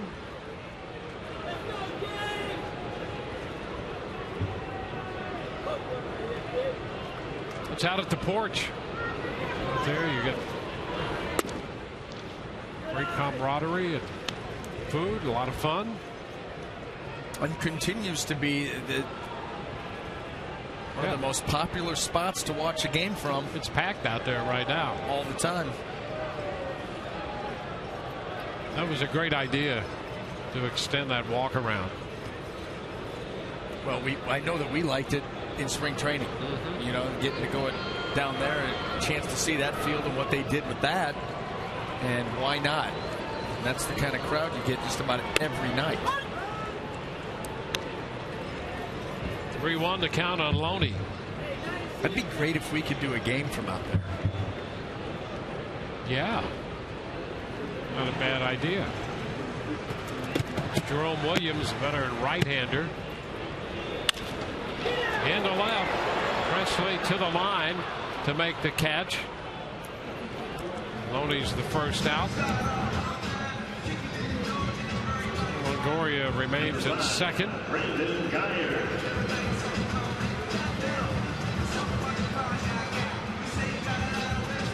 Brandon Guyer now.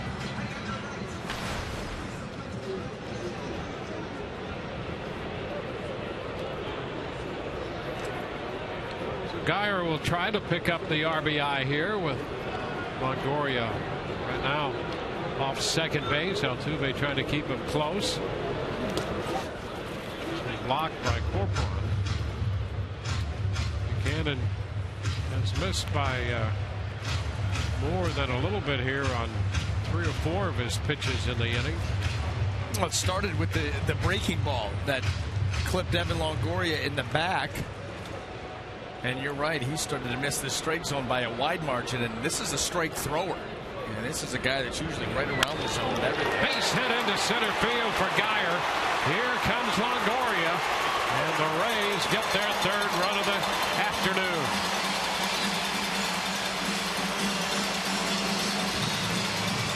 Guyer sent it right back through the middle.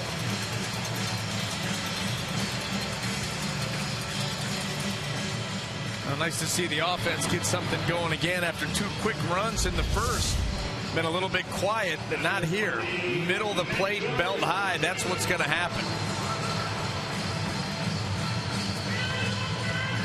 Brent Strom strides toward the mound out of the Houston dugout. He's the pitching coach after the base hit, driving in Longoria.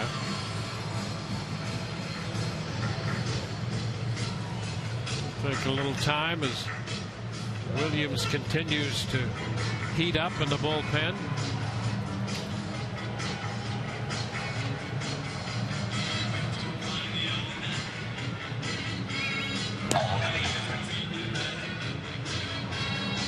Matt Joyce is due up for the Rays. Escobar behind him.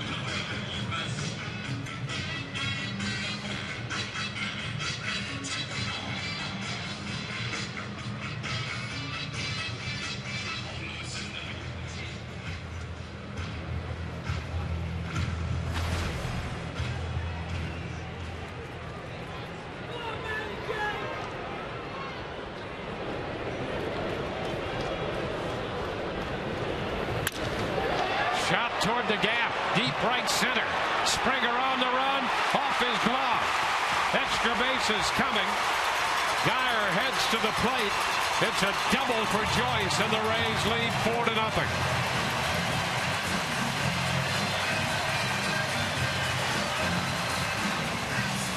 Matt Joyce didn't waste any time, ripping the first pitch of the at-bat up the alley for his 15th double. Great effort here by Springer. Joyce able to get good extension, hit the ball hard. Springer going all out. He gets all the way there and then just off the glove. Not able to pull it in. Right off the thumb. Joyce ends up at second. Geyer, he's waiting to see the result of that. And then after that, he turns it up, comes around third. So the Rays make it a 4-run ball game with Joyce now at second, and Bo Porter, the Astros manager, heads to the mound to make a pitching change. So Buchanan works 4 1/3. We'll be back with a new pitcher.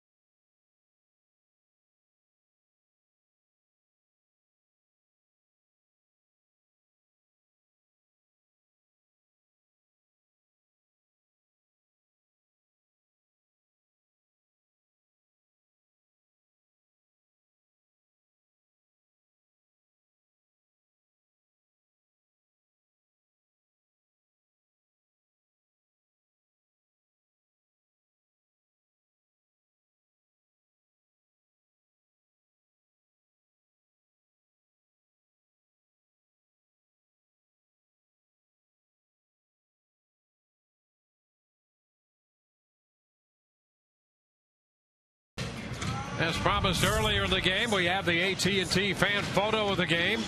Tweet your photo to #SunSportsFanPhoto for a chance to be shown in an upcoming game broadcast brought to you by AT&T. Now there is a good look. Fan photo.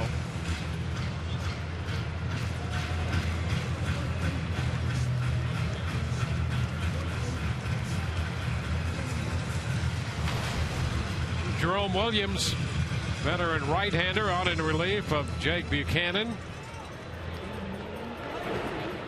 Runner at second. 1 out. Escobar against Williams. Fly ball left field. That'll send Presley back to the track as he makes the catch. Joyce retreats to second base. Escobar gave it a ride on the first pitch. Boy, he just missed that too. The swing was good. The trajectory was good. He did not catch that ball as clean as he would have liked, and you could see he knows how close he was to what could have been a 3-run homer.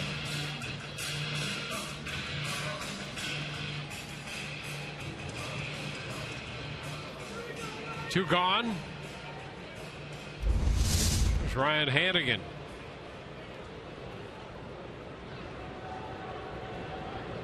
Twice today, Hannigan has grounded out third to first.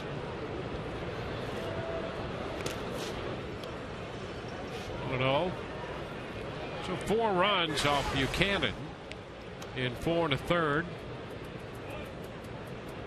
8 hits, 3 walks. He hit a man, made 90 pitches. He's responsible for a man on as he departs.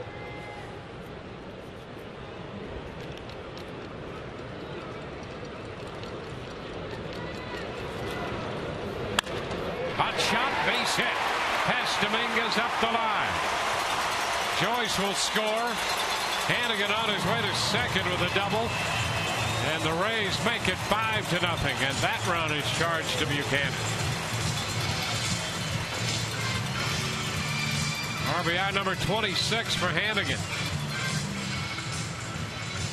Well, the Rays continue to add on another pitch. You see right there, Corporon reaching back out over the heart of the plate. That's never a good thing for a pitcher. And Hannigan just shoots that ball down the line, gets it by Dominguez. And a 3-run inning here for the Rays.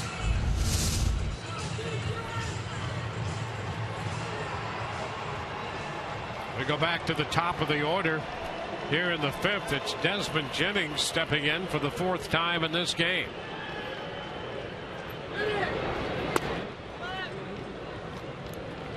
One ball, no strikes.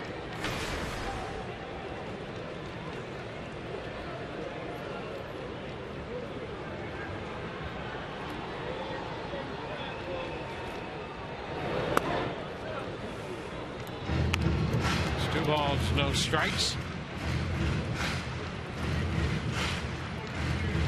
Williams. It's last year for the Angels. He'd been with the Angels in parts of the last 3 seasons. With them all year last year was 9-10. Originally with the Giants. Spent some time with the Cubs.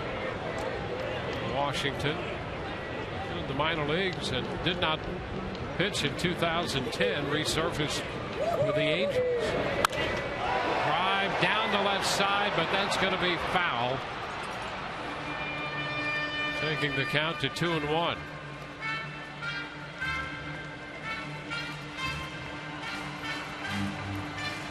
Rays have made it a 3-run 5th and a 5-run game.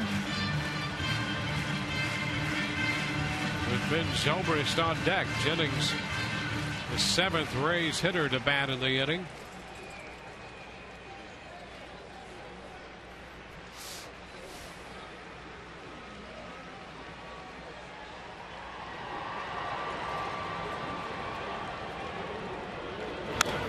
The foul right back, 2-2.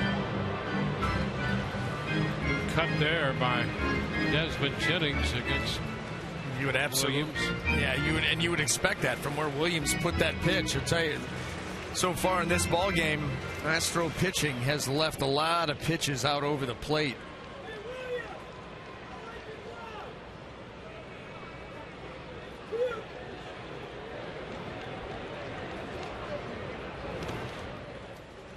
The count is full. Williams using that pink glove. It's in memory of his mother, who passed away from breast cancer back in 2001, and he's worn that pink glove since then.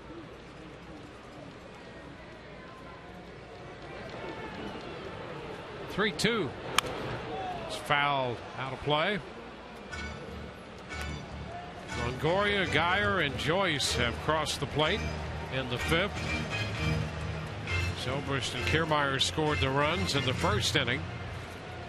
The Rays have led throughout since putting up those 2 in the 1st.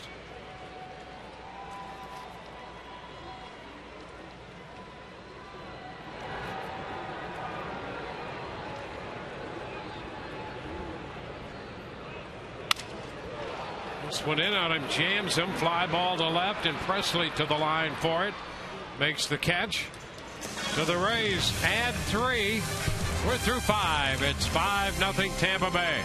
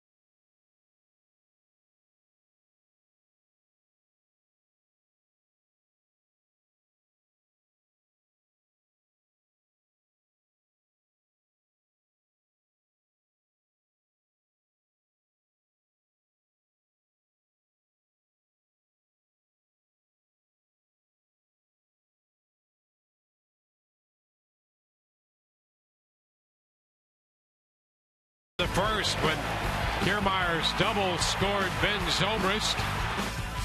And then Kevin scored on a base hit by James Loney to make it 2-0. Jake Odorizzi, meanwhile, through the first 5 has struck out 5. Did 72 pitches and given up just 1 hit. So he's been in charge, and his teammates gave him more support in the bottom of the 5th. Brandon Geyer's RBI single scored Evan Longoria. And Joyce doubled home Geyer. And then with 2 outs, Hannigan's double up the left field line scored Joyce. And the Rays lead 5-0. Moving on to the 6th inning. Rays have out hit Houston 9-1. And Marwin Gonzalez, the number 9 hitter, leads off. He is the Houston shortstop. There the outs spread around. 5 strikeouts, 5 ground ball outs, and 5 fly balls. First pitch is a strike to Gonzalez.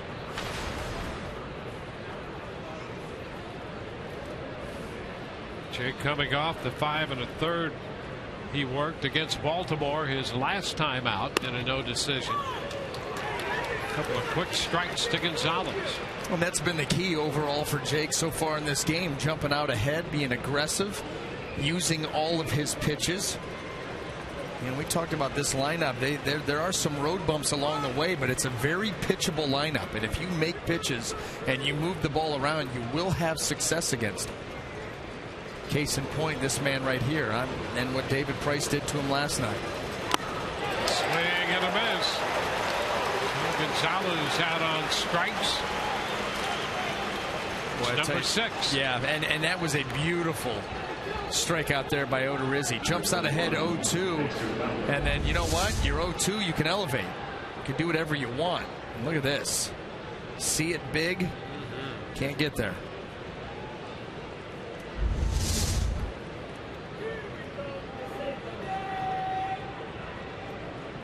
Top of the order, Dexter Fowler.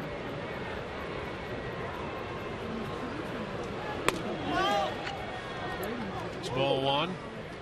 Fowler, 28 years old. He came over from the Rockies. With 263 with 12 home runs last year. It's 1-1. Switch hitting center fielder.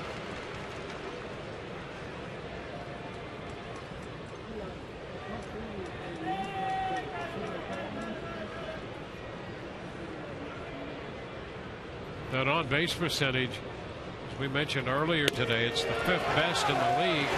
Right now he's behind in the count. The Astros on-base percentage out of the leadoff spot last year was .310. So it's an immediate improvement here, having Fowler up at .388 coming into this game.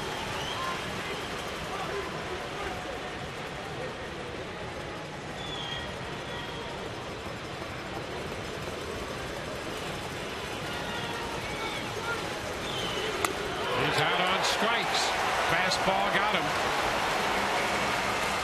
Back-to-back strikeouts. Nothing fancy from Jake Odorizzi. Just good pitching and continuing to stay within himself. Attack the strike zone. Elevate when he wants to. Another one right here up above the belt. You see over the swing of Fowler. That's been an effective pitch for Jake Odorizzi, and he has really seized that. I mean, he has really made that pitch part of what he tries to do. It's not by accident that he's getting those swings and misses up in the zone. Yeah, he gets a lot of his strikeouts up there. That one up and away. Seemed to have a little ride to it. Well, yeah, and then, you know, he's just going to try to make the point. He just did it for us. But when you change eye levels like that and you get the swings up there and you can throw the fastball up effectively, not only does it help out that curveball, but it helps out that changeup. And right there, you know, all of a sudden you come down with that pitch and it finishes below the zone. You get a swing there. It's fouled out of play. Cold Hard Facts brought to you by Frost Brewed Coors Light. 0 again on Jose Altuve. As we mentioned, 102 hits, leading the major leagues, and he's tops in multi-hit games with 30, ahead of Robinson Cano And a pretty impressive list, including Troy Tulowitzki.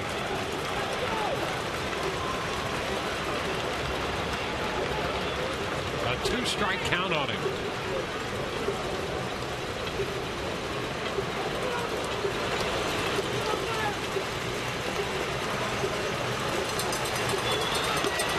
Into the dirt.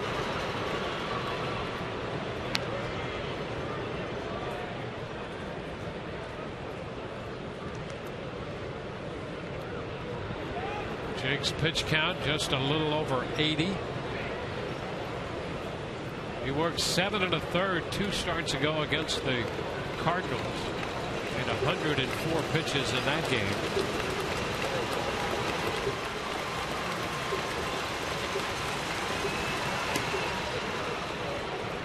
Two and two.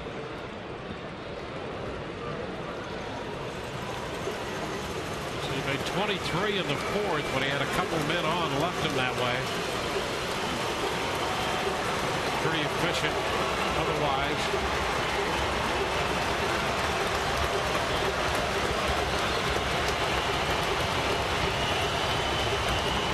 Again into the dirt. Change up and the count is full.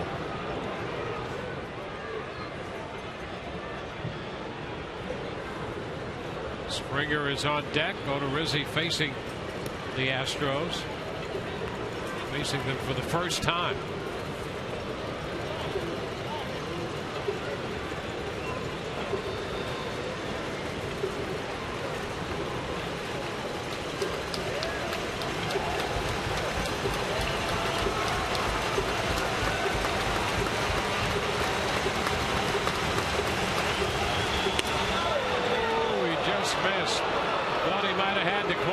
Fastball, and he gives up the walk to Altuve.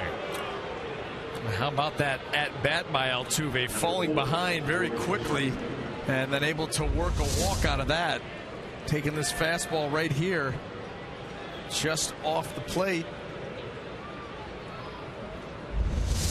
A 2-out walk, and now he'll face the big bat of George Springer. Springer's line to left and walked. Plays off a pitch up. He really appeared to have Springer on strikes in the 4th on a check swing that he appeared to go around on. But Odorizzi did not get the call in. He wound up walking him. And that first pitch up, and out of the dugout comes Jim Hickey. Yeah, and he came out with his hair on fire. I mean, he came out of that dugout with a message.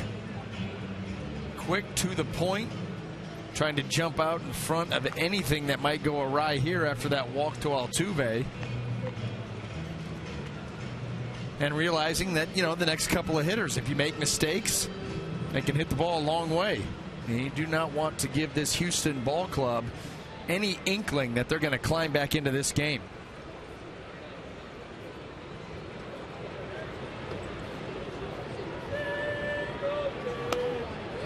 It's inside to Springer.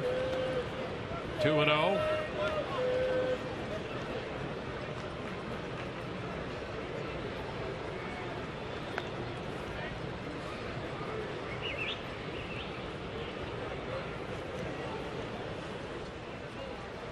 Big cut.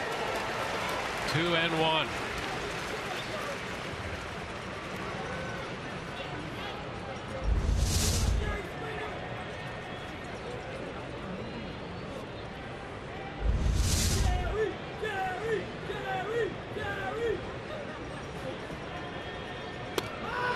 Cut again. It's 2-2. I'll tell you that swing of Springer's has gotten so big and so loopy. You know, last night it was a changeup. It was off speed that he hit out. The fastball, even at 91, 92, they're able to power it right by him. And the pitch fouled back. Another big cut.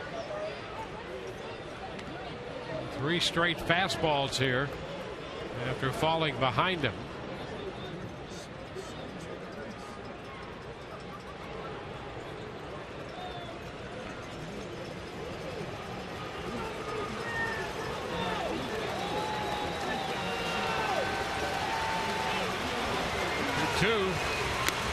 Strikes him out. Went right to the fastball to strike him out. Strikes out the side. He got Gonzalez to start it. Fowler on the fastball. Then after the walk to Altuve, he gets Springer on the fastball.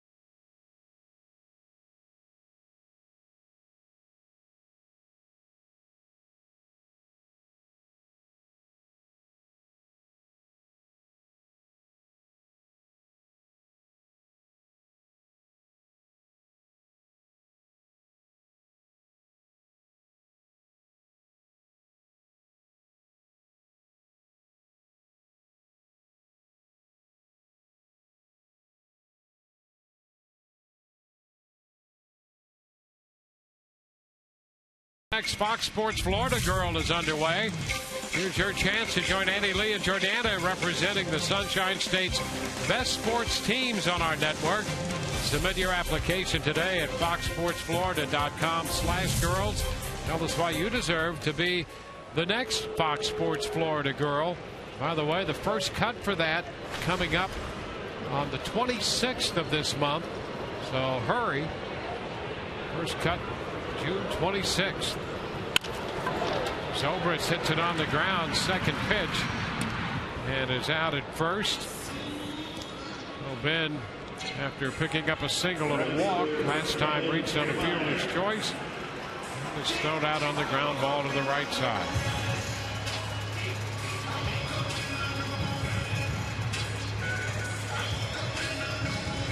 Rome Williams out there.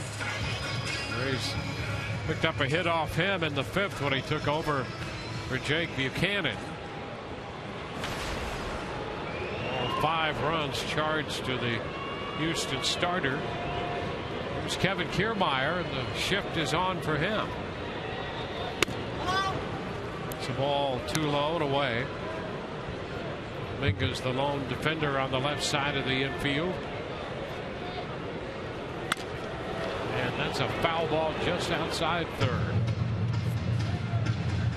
1-1. Well, everybody pulled around Kiermaier. That ball, if it stays fair, that would have been double. The way that he runs out of the box, you see the shift, all 3 lined up right there. Not there, but in the infield. A little slow on the clear button.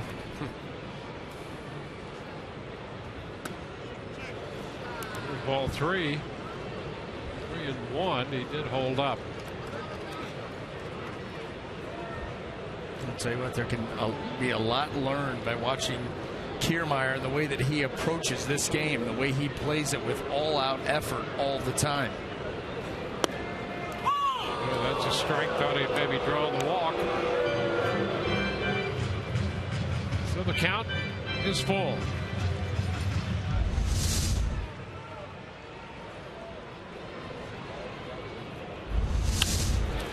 Chops it to the right side. Altuve makes the play.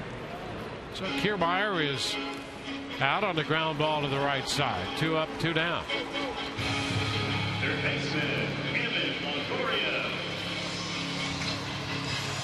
bring up Evan Longoria.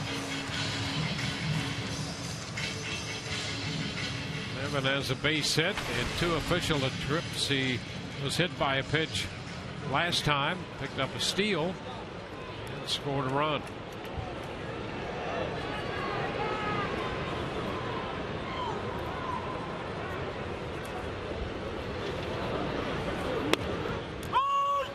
It's a strike at the knees.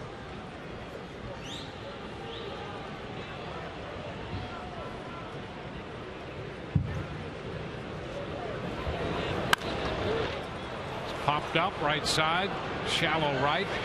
Springer grabs it. The Rays are up and down 1-2-3 for the first time in this game. We go to the 7th, 5-0 Rays.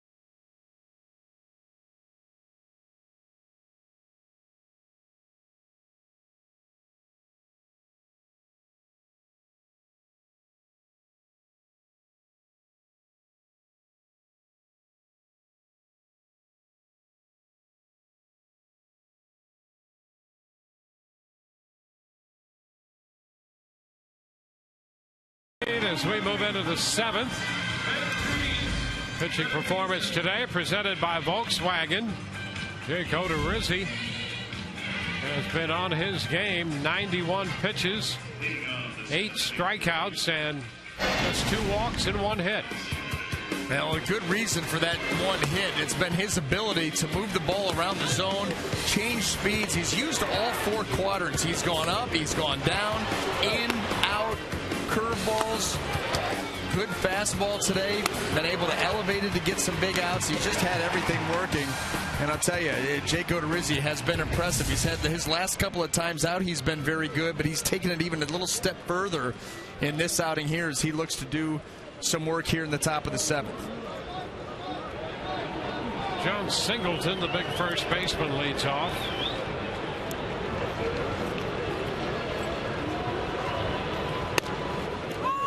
First pitch strike.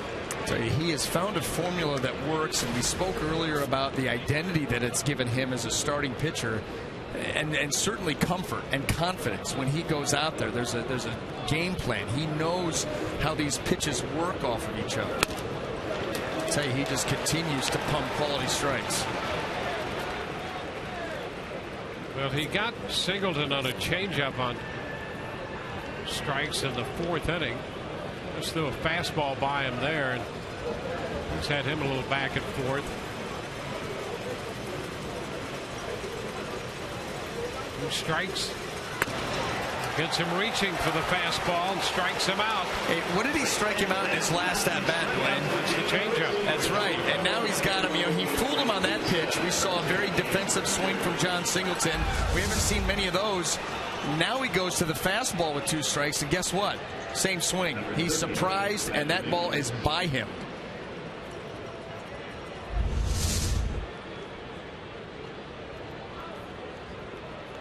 Here's Dominguez.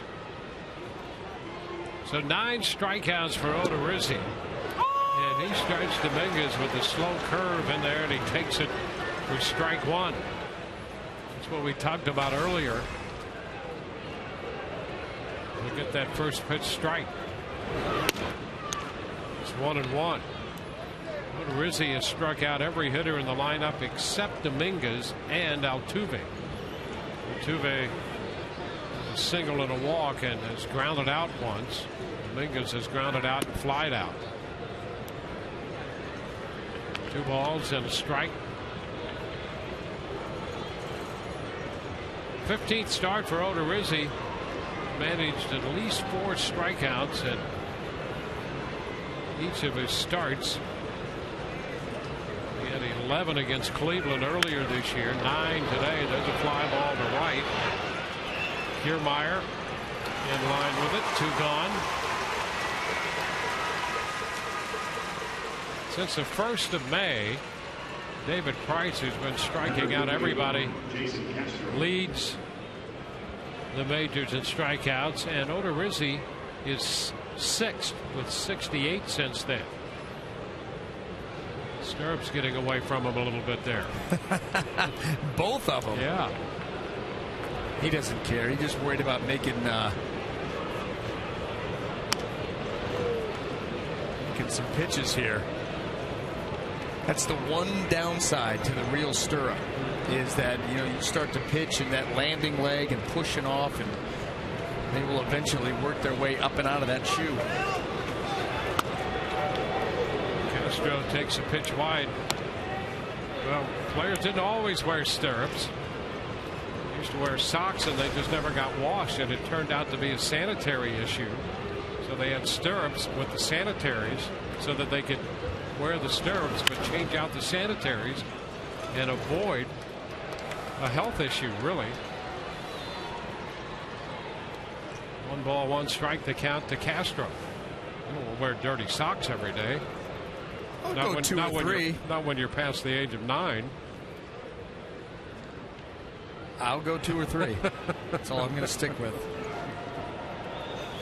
Swing and a miss. 1 and 2. You know what, though? That is an interesting story. I was never aware that. You always wondered. I guess you didn't wonder, but it makes sense on why they call them sanitary socks. Yeah, just like they thought because they're thin and early 1900s became an issue without no doubt. Yeah. Look at you. And that's another little tidbit out of the little black book. Swing and a miss. Castro out on strikes. 10 strikeouts today for Jake Odorizzi. 7th inning stretch time. 5-0 Rays.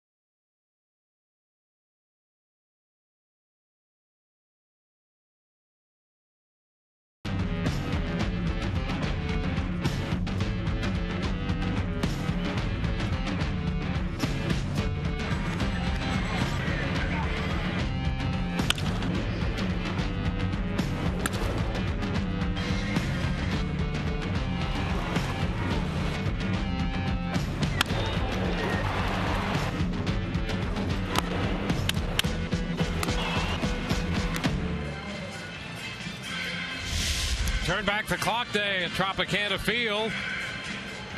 And the Rays with a 5-0 lead, and Jake Odorizzi right on top of his game. Rays 4 out of 10 with men in scoring position. Jake with 10 strikeouts, his second 10 strikeout plus game to go with 11 he had against the Indians back on May the 9th. First pitch to James Loney leading off the home half of the 7th is a ball wide. 1-0.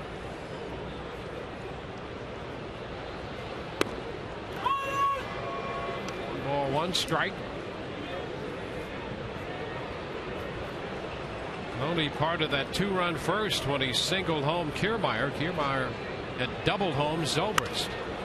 That's a foul ball into the seats back to third. And it's 1-2.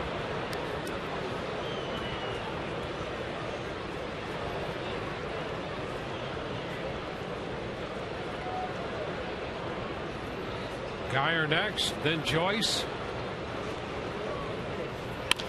And a shot off the glove of Williams, and the throw to first on the deflection out there. Gonzalez takes care of that.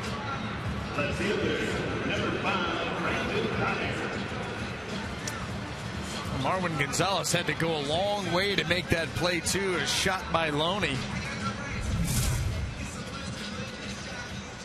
One away. Wrap-up game of this series tomorrow afternoon, and we're going to get into the scorebook tomorrow. Talk about scoring games and keeping track of what's going on the field.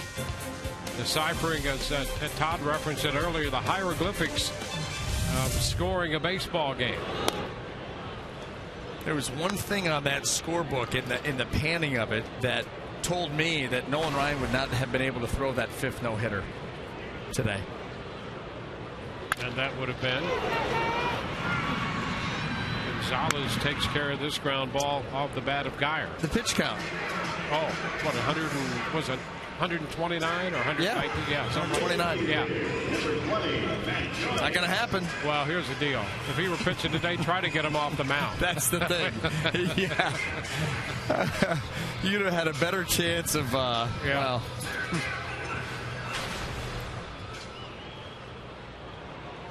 That's not bad for him. 129 and a no-hitter with all the strikeouts I'm sure that he racked up. You know, he was starting to get into the control part of his career then. He actually turned out to be a pretty good control pitcher with the high-octane velocity right there. Coming in 9-5, and he made 129 pitches. 9 strikeouts? Yeah, 11 strikeouts. 11 strikeouts, 3 walks. Just fouled off the foot of Joyce. I'll tell you what, though. How about the fact that, what was it, 27 seasons? Something absurd like that, up into the 20s, regardless. But this guy was a power pitcher from day one. I mean, even when he ended, he was still I think 93, 94, 95. I think the last pitch he threw was 93 or 94. Yeah, I mean, he still was rushing it up there. And that was with a little tear in his elbow. Still got it up there, 93, 94 with that. 46. Remarkable career. I mean, 46 on top of it.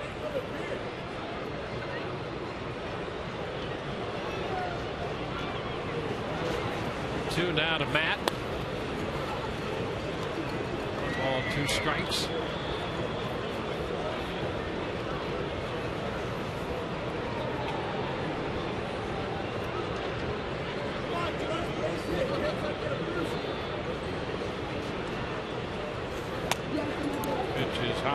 The other thing, off season, when he throw, Ruth, his wife, would catch him. Come on. Really? Yeah.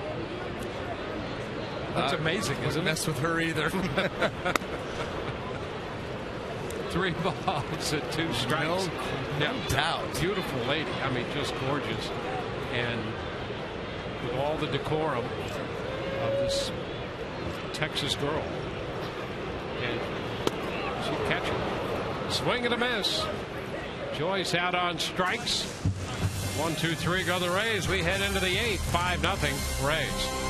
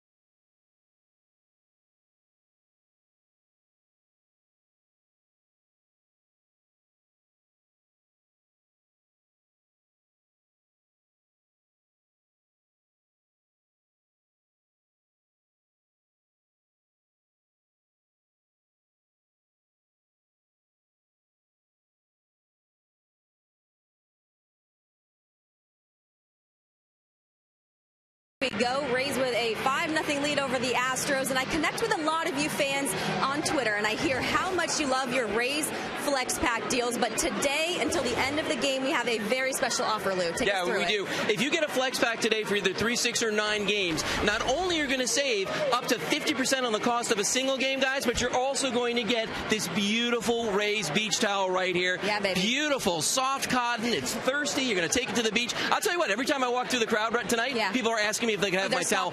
I'm just telling you, you got to get the Flex Pack. But here's the thing. We only have so many of these towels. We only have so many Flex Packs to go around, and it's limited to the end of the game. All right, so if you want one, you've got to get in on it now. You do, and that's 1-888-FAN-RAYS or RaysBaseball.com through the end of the game here. Limited supplies, and all you have to do is buy a 3, 6, or 9 pack, and you still take home the towel. And prices start as low as $49. That's pretty unbelievable. They do, and you're not limited to any specific games. You choose the games you want to go to, any teams that you want to see.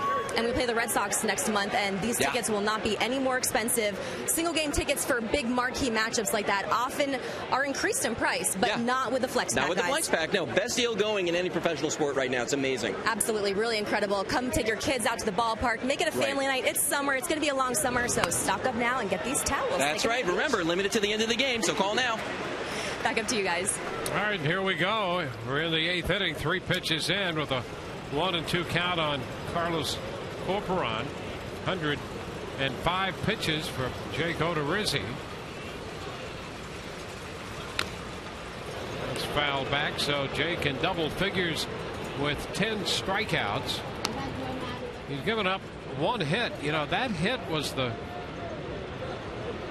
hit they put up in the 4th inning when Jose Altuve put the ball back and deflected off the left foot of Odorizzi to Escobar, and there was no play to be made. That's been it. Foul out of play. Beyond the bullpen, out of reach. So it's a 1-2 count on Corporon. Well, overall, the Rays have scouted this Astro lineup very, very well. That being said, it's up to the starters and then obviously the guys coming out of the bullpen to be able to execute that game plan. I don't think anybody's done it better than Jake has. Pitch up a bit. 2-2. Corporon laid off.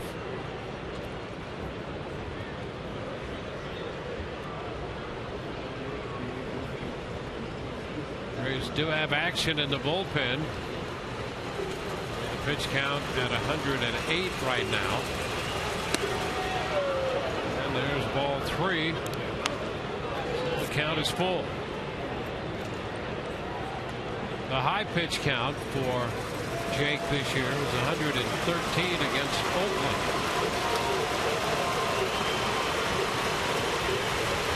This will be his second high pitch count to this point. Play, and we'll have another 3-2 pitch. That puts it at 110. So you had that 4th inning, 23 pitches. That's the inning in which they got their hit, and then Springer walked following the infield hit by Altuve.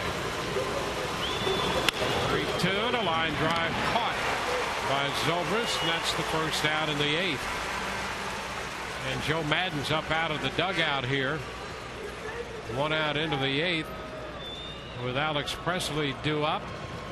So Joe Maddon comes out to make the pitching change, and boy, what a great job turned in by Jake Odorizzi. He works 7 1/3, makes 111 pitches. He'll get a great hand as he departs.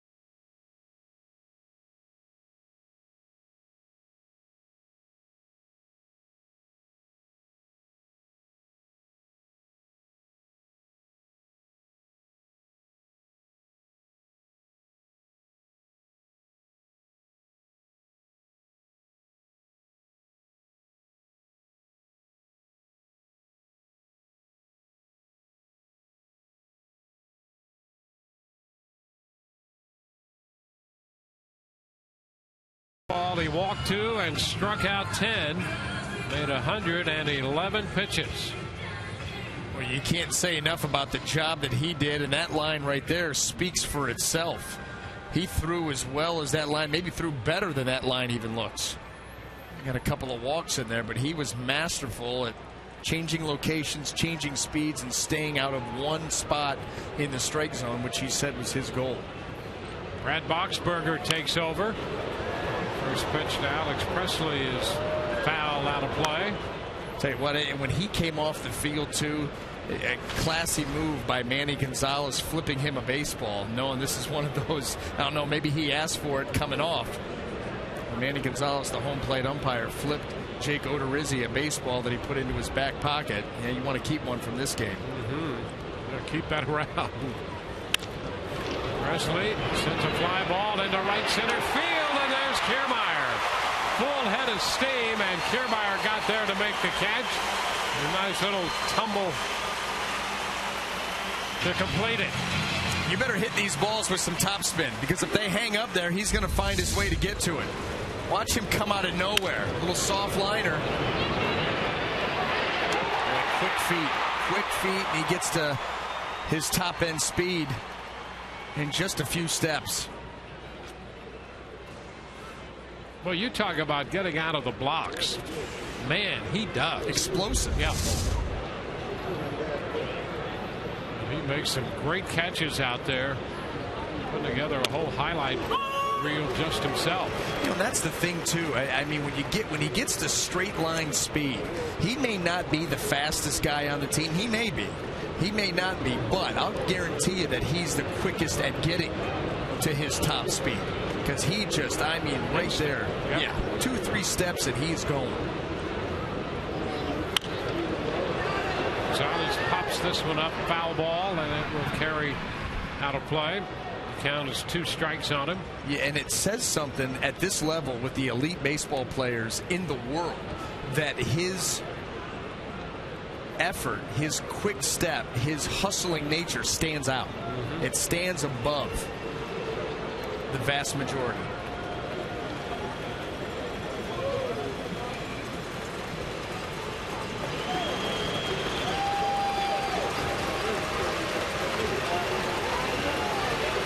Swing and a miss. Gonzalez chased it.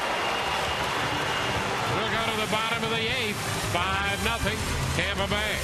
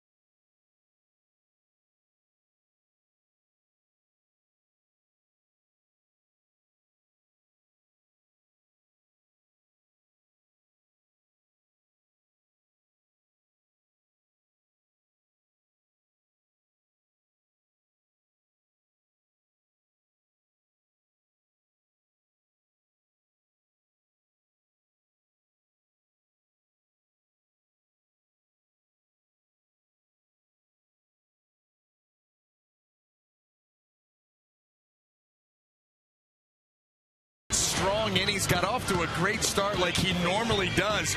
First 3 innings, 9 up, 9 down. And then you're going to get the first hit here by Altuve in the 4th inning. He would recover, strike out John Singleton, and then it was just mix and match those pitches all around the zone, keeping this Astro lineup completely off balance with a wide array of pitches and a various assortment of locations, and coming up with that line right there and getting into double digits in the strikeout department. Good cut by Escobar here in the bottom of the 8th. Strike 1. Escobar, Hannigan, and then Jennings.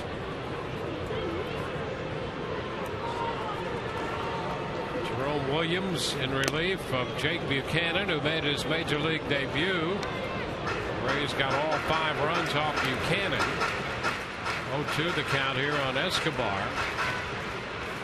It's Kirby Yates up in the Rays bullpen.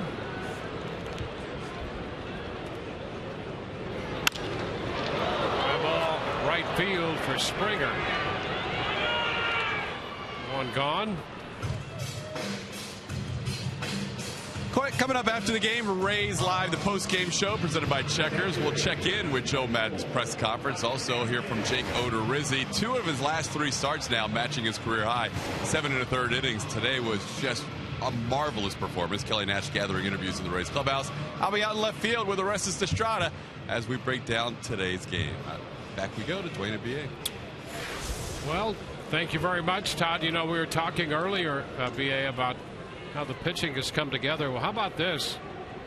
Last time through the rotation, the last 4 starts, Odorizzi, 7 1/3, no runs, 10 strikeouts. Price, last night, 8 innings, 2 runs, 12 strikeouts. Archer, no earned runs, 8 Ks, 6 2/3. And Cobb before that, 7 innings, no earned runs, and 6 strikeouts. Pitching coming together in a big way. Well, I mean, yeah, but they're still giving up collectively over half of a run per 9 innings. Yeah. And I just don't know if that's going to get the job done ultimately. No, it's been tremendous, and that's what you know these guys are capable of each and every time out. Yep. That's exactly right. They're fun to watch. A lot of different styles, but they're all settling in, especially with a guy like Jake Odorizzi. Really like to see the advancements that he's made this year as far as, you know, what we talked about earlier, coming up with a formula that he's going to stick to. And that's been the fun part of watching his development. You know, he came out, the first start he made this year was very impressive. He got into some situations where he struggled. It did seem that he was kind of searching for his identity. But he has appeared to hit a stride here where he knows who he is, what to do, how to do it, and he does it. Yeah, and he's not trying to do too much. You know, a lot of times when you get a little bit of success, and he came in here throwing the ball well. The 2 starts prior to this, 3 earned runs and 12 2/3 innings. Springer lost that one, started to sprint in, couldn't find it, and it falls in front of him.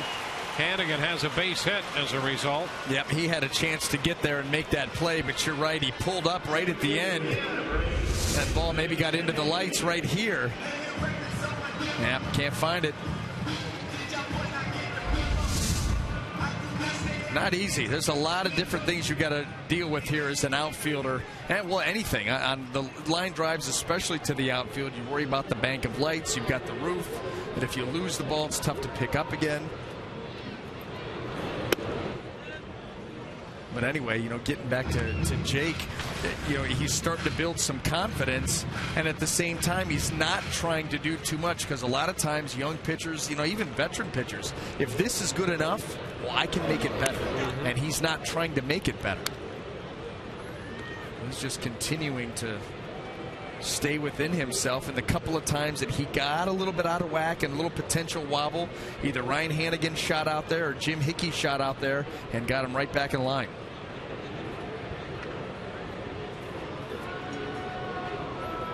Now the Rays bat with a man on, 1 out in the 8th. 2-0 the count on Desmond Jennings.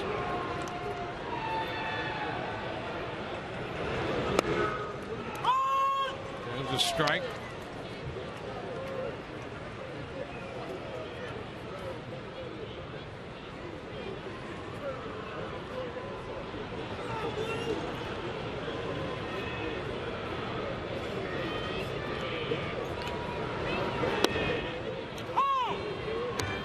1-2.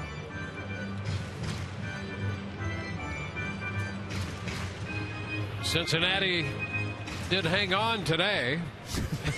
They won 11-1. Oh, there you go. Had an 8-run lead. Yesterday it got away from them. Today, not the case. 11-1 Cincinnati over the Blue Jays. 3-2. One of the few times in the history of this game that you could actually say a team hung on to win 11-1 after getting an 8-run lead, and yesterday having that and seeing it disappear. Jennings draws the walk. That pushes Hannigan up to second base, and Desmond's on for the third time in the game. Second baseman, number 18, Ben Zobrist. Jerome Williams in relief. He came in with one out in the fifth inning, gave up a double to Hannigan that drove home a run. And aside from the base hit here and the walk, he's given up nothing else.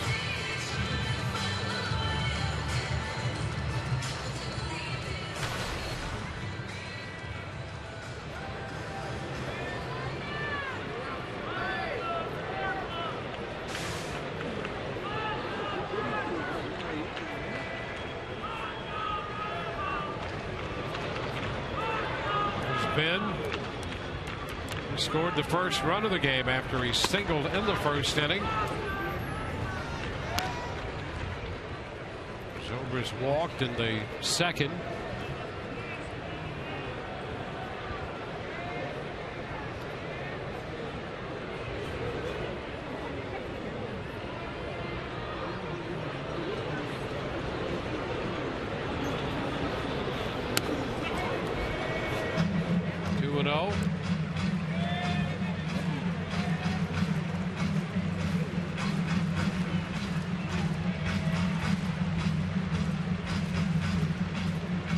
Runs, 10 hits for the Rays. No runs, 1 hit for Houston.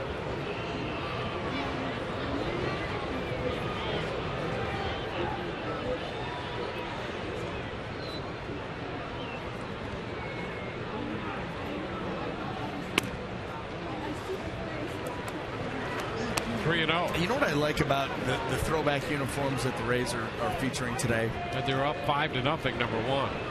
First and foremost. Yep. Second thing is this. How many times do you see teams, they'll have a day with throwback unis and then they use the same old helmets that they normally use? Yeah. The fact that they'd have the matching helmets to match the unis, that's big league. Yes, it is. An amateur hour here at the Trop. Absolutely. At least as far as the on-the-field product. Here's the question. They come away with a nice victory today if they close this one out. Got to wear them tomorrow. Yeah, wear them home. Yeah. It's Kevin Kiermaier with the bases loaded. 1 out in the 8th. And if there's not an MLB rule that says you can't have retro back-to-back days. Yeah, but has this team ever broken any rules before? Almost all of them. That's right. So what's the problem? This one gets away on the first pitch to Kiermaier, and Hannigan comes in to score. That makes it 6-0. Now, Jerome Williams has lost the strike zone. Carlos Corporon lost track of this pitch. Well, you want him to try to go down and block this thing. Instead, he tries to pick it. That is always a recipe for disaster.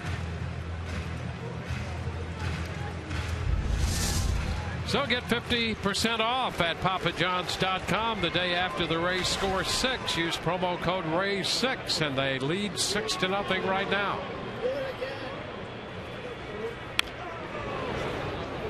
Kiermaier pulls it foul. Well, he's got the infield in on the right side. You've got the shift with the infield in. So Kiermaier, this line right here of Astros, is thinking about hitting that ball hard and popping it right through him. Like to get something he can lift and get it to the outfield.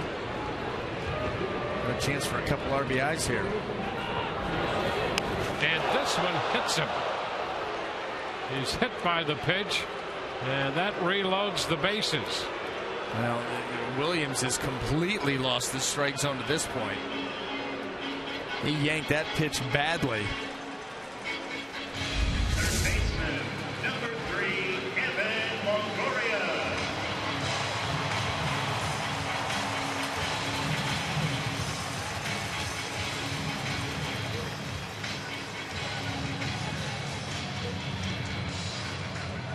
Kiermaier heads to first. Bases loaded again.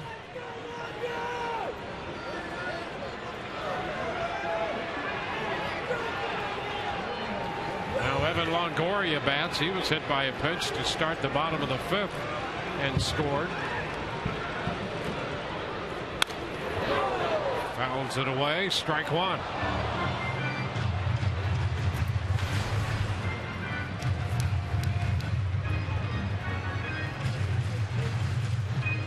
Six-run lead for the Rays.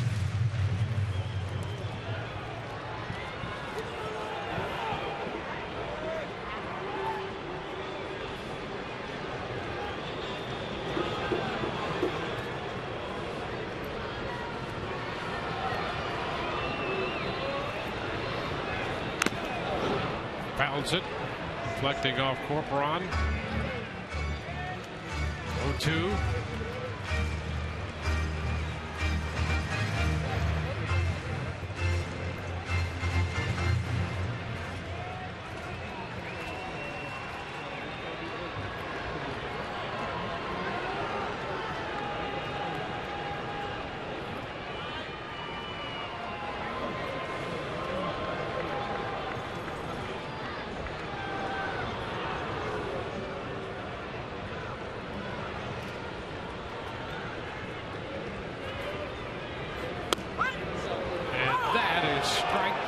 Called just on the edge, and that's the second out of the inning. First baseman, number 21, James Lovey. Right there, right on the edge.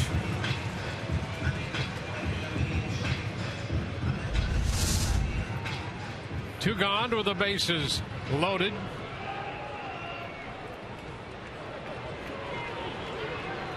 James Loney has one hit that drove in a first inning run.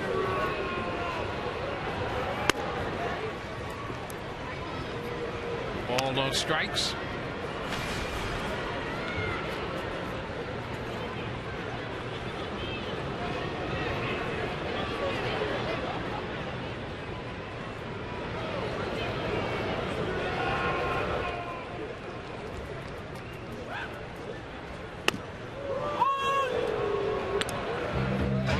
Strike.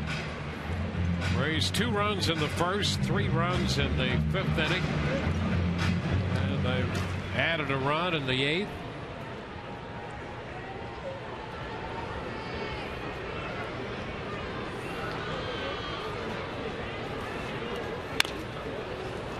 He taps it foul. 1 ball, 2 strikes.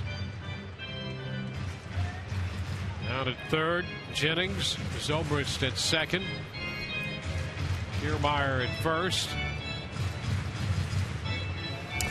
Loney here with a chance for a couple of more. And the Rays jumped out early today. Those 2 runs in the first inning. They kept the pressure on, broke through big in the 5th. Gave Jake Odorizzi some breathing room. He took it into the 8th.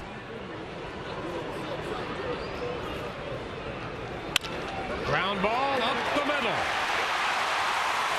Jennings scores. Zobrist follows him across. Kiermaier to third. Base hit, 2 runs batted in, and the Rays make it an 8-0 ball game. Well, with 2 strikes, a solid approach by James Loney. He's going to put a good at-bat on you just about every time, and a changeup here that may have been just a little bit off the plate. Now look at Loney leaning out there, ready to put something in play. That's all he does.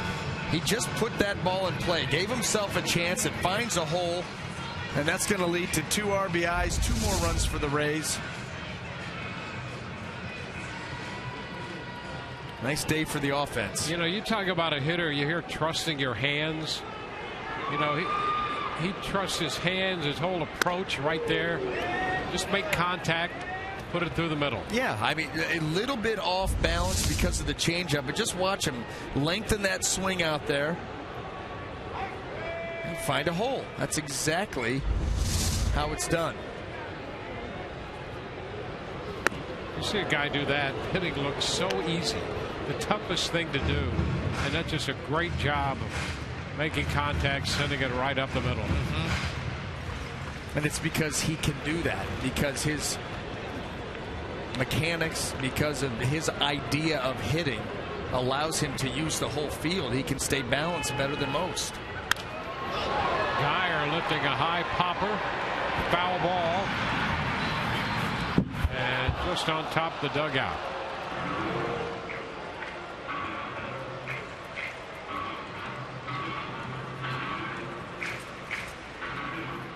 There's Elvis. Turn back the clock. Presley's in left field. You get the feeling that that is not turn back the clock for that gentleman.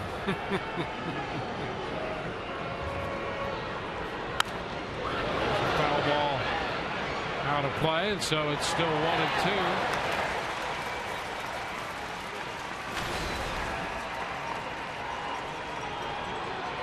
Brandon Geyer out of Virginia, went to school there, and they have posted a 4-1 win over Ole Miss, headed to the final in the College World Series. All right, pop. That's headed for the stands as well.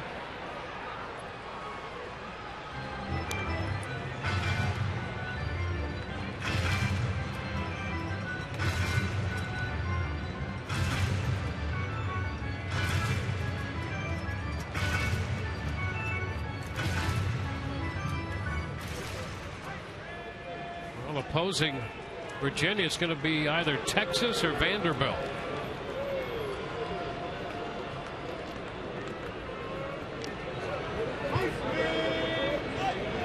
So we'll see. That's going right down to the wire there. The Rays roster will have some rooting interest.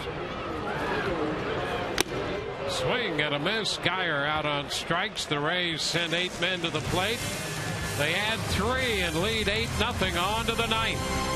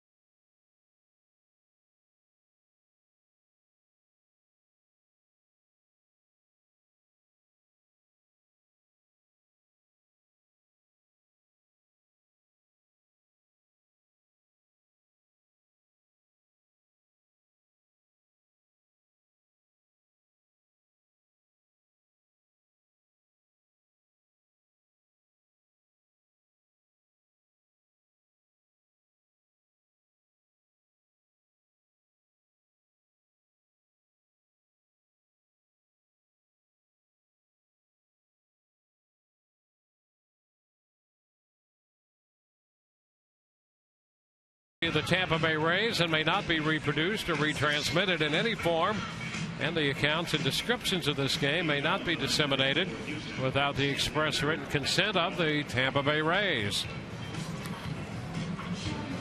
Kirby Yates gets into this game here on turn back the clock day. Odorizzi pitched 7 1/3, Boxberger 2/3. And now it's Kirby Yates making his 6th appearance. Yeah, good numbers. 5 2/3 innings, 6 strikeouts. An opponent's average at 190, just continuing the good work that he had done down in Durham on his promotion up to the big club. He's got hides the ball very well with his arm angle, able to get it up there into low, approaching the mid-90s, sweep the breaking ball, a changeup, and looking for 3 outs here.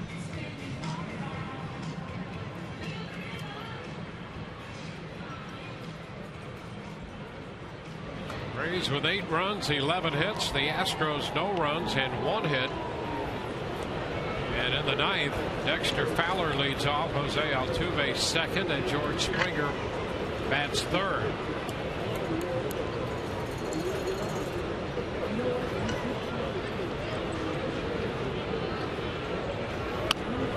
This pitch way wide from Yates, 1-0.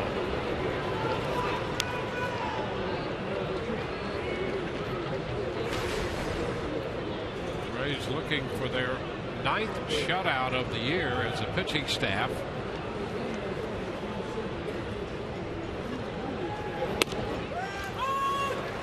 Cardinals have 14 to lead the majors. And then the Texas Rangers have 13 leading the American League. Toronto 9, and the Rays shooting for their 9th.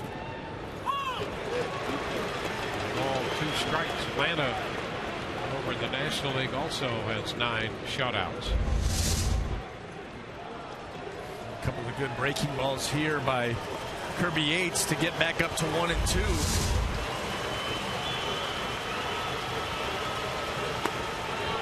Ooh, close. That was a really good shot out there, and a nice job by Ryan Hannigan to try to get out there and get that pitch at this furthest point away from him and freeze it there. Just a little bit off.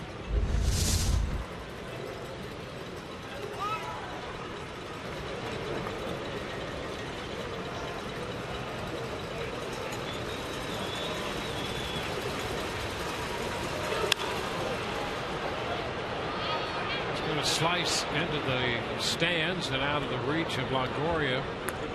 With the sprint down to the bullpen. Jose Altuve is on deck.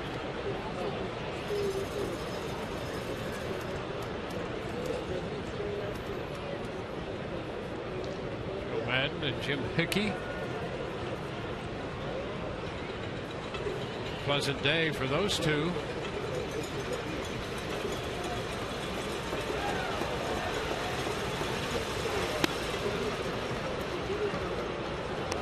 The count is full.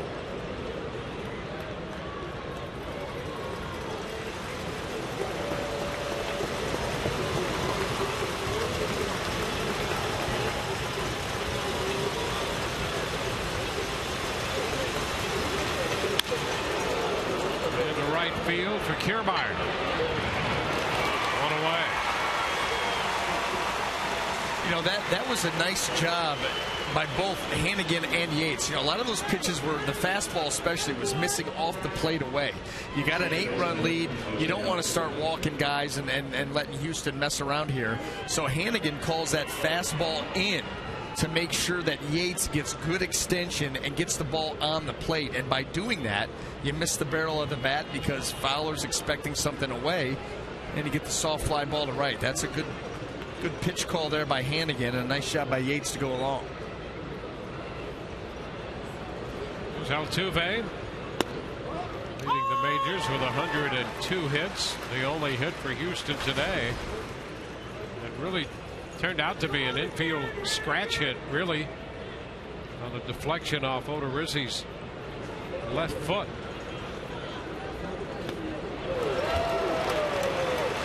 0-2. Nice pitch. Good hitter got him to chase that one. Haven't seen Jose Altuve take a swing like that yet in this series. He's been locked in pretty good, actually all week long, chasing that breaking ball.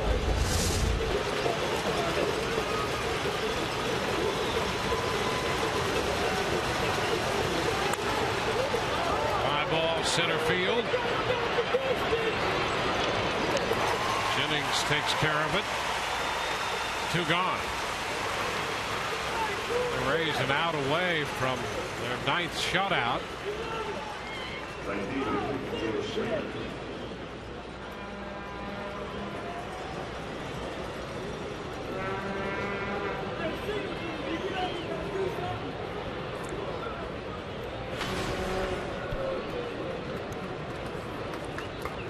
George Springer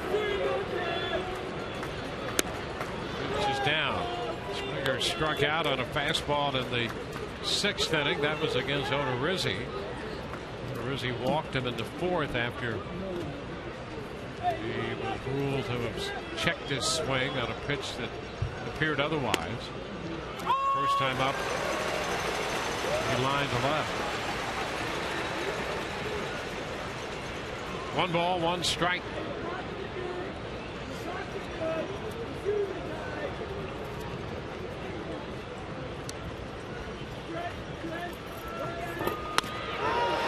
Right by him. 93. We've seen Yates 93, 94. Yeah, he sits right in that 92 to 94 range. I'll tell you what, that's the place to go against Springer.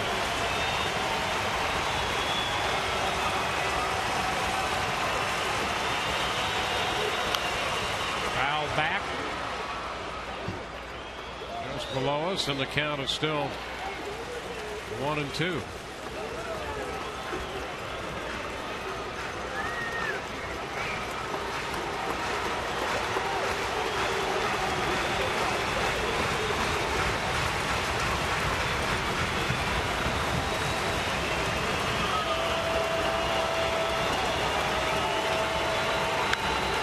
Foul again.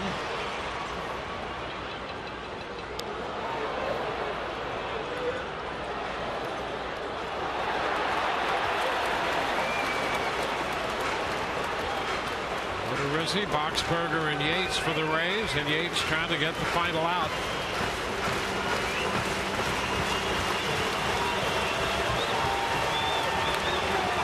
Just a little piece of it, a foul ball.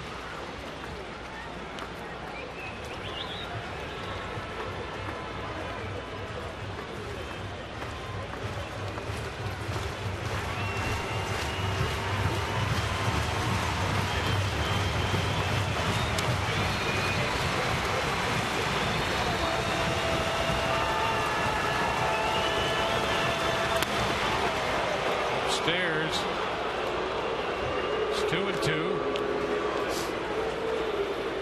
I don't know how George Springer laid off this. Up there wanting to swing the bat. This is not that far out of the strike zone. Very close. There's a high popper right side. Zobrist, Rays win. Ben Zobrist handles the big pop-up off the bat of Springer, and the Rays get a combination shutout. An 8-0 victory for the Rays over Houston. So the Rays go up a game in this series. They've taken 2 of the first 3 in this 4-game series. Win this one 8-0. For the Rays, 8-11-0 with 10 left for Houston. No runs, 1 hit, no errors, 3 left. Odorizzi will win it. He's 3-7. Jake Buchanan, making his major league debut, suffers the loss. 3 hours and 5 minutes. The time of this game, 17,551 here. So the Rays win their 30th game of the year, and nicely done. Odorizzi, Boxberger, and finally Yates. They jumped out in front with 2 runs in the first.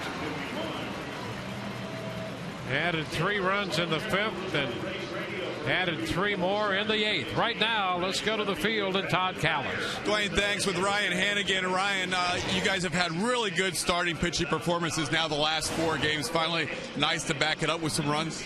Absolutely. You know, I feel like, honestly, the last week or 2, we've been swinging the bats better. You know, we've had a couple tough outings there against some tough guys, but overall, we've been swinging it better. Today was top to bottom. Pretty much the whole order contributed. But really the story was Jake today. He was dominant, did his thing. It's real good, man. Just real good. It was great to see, mixing it up, getting ahead, putting guys away. All 4, even 5 pitches working for him.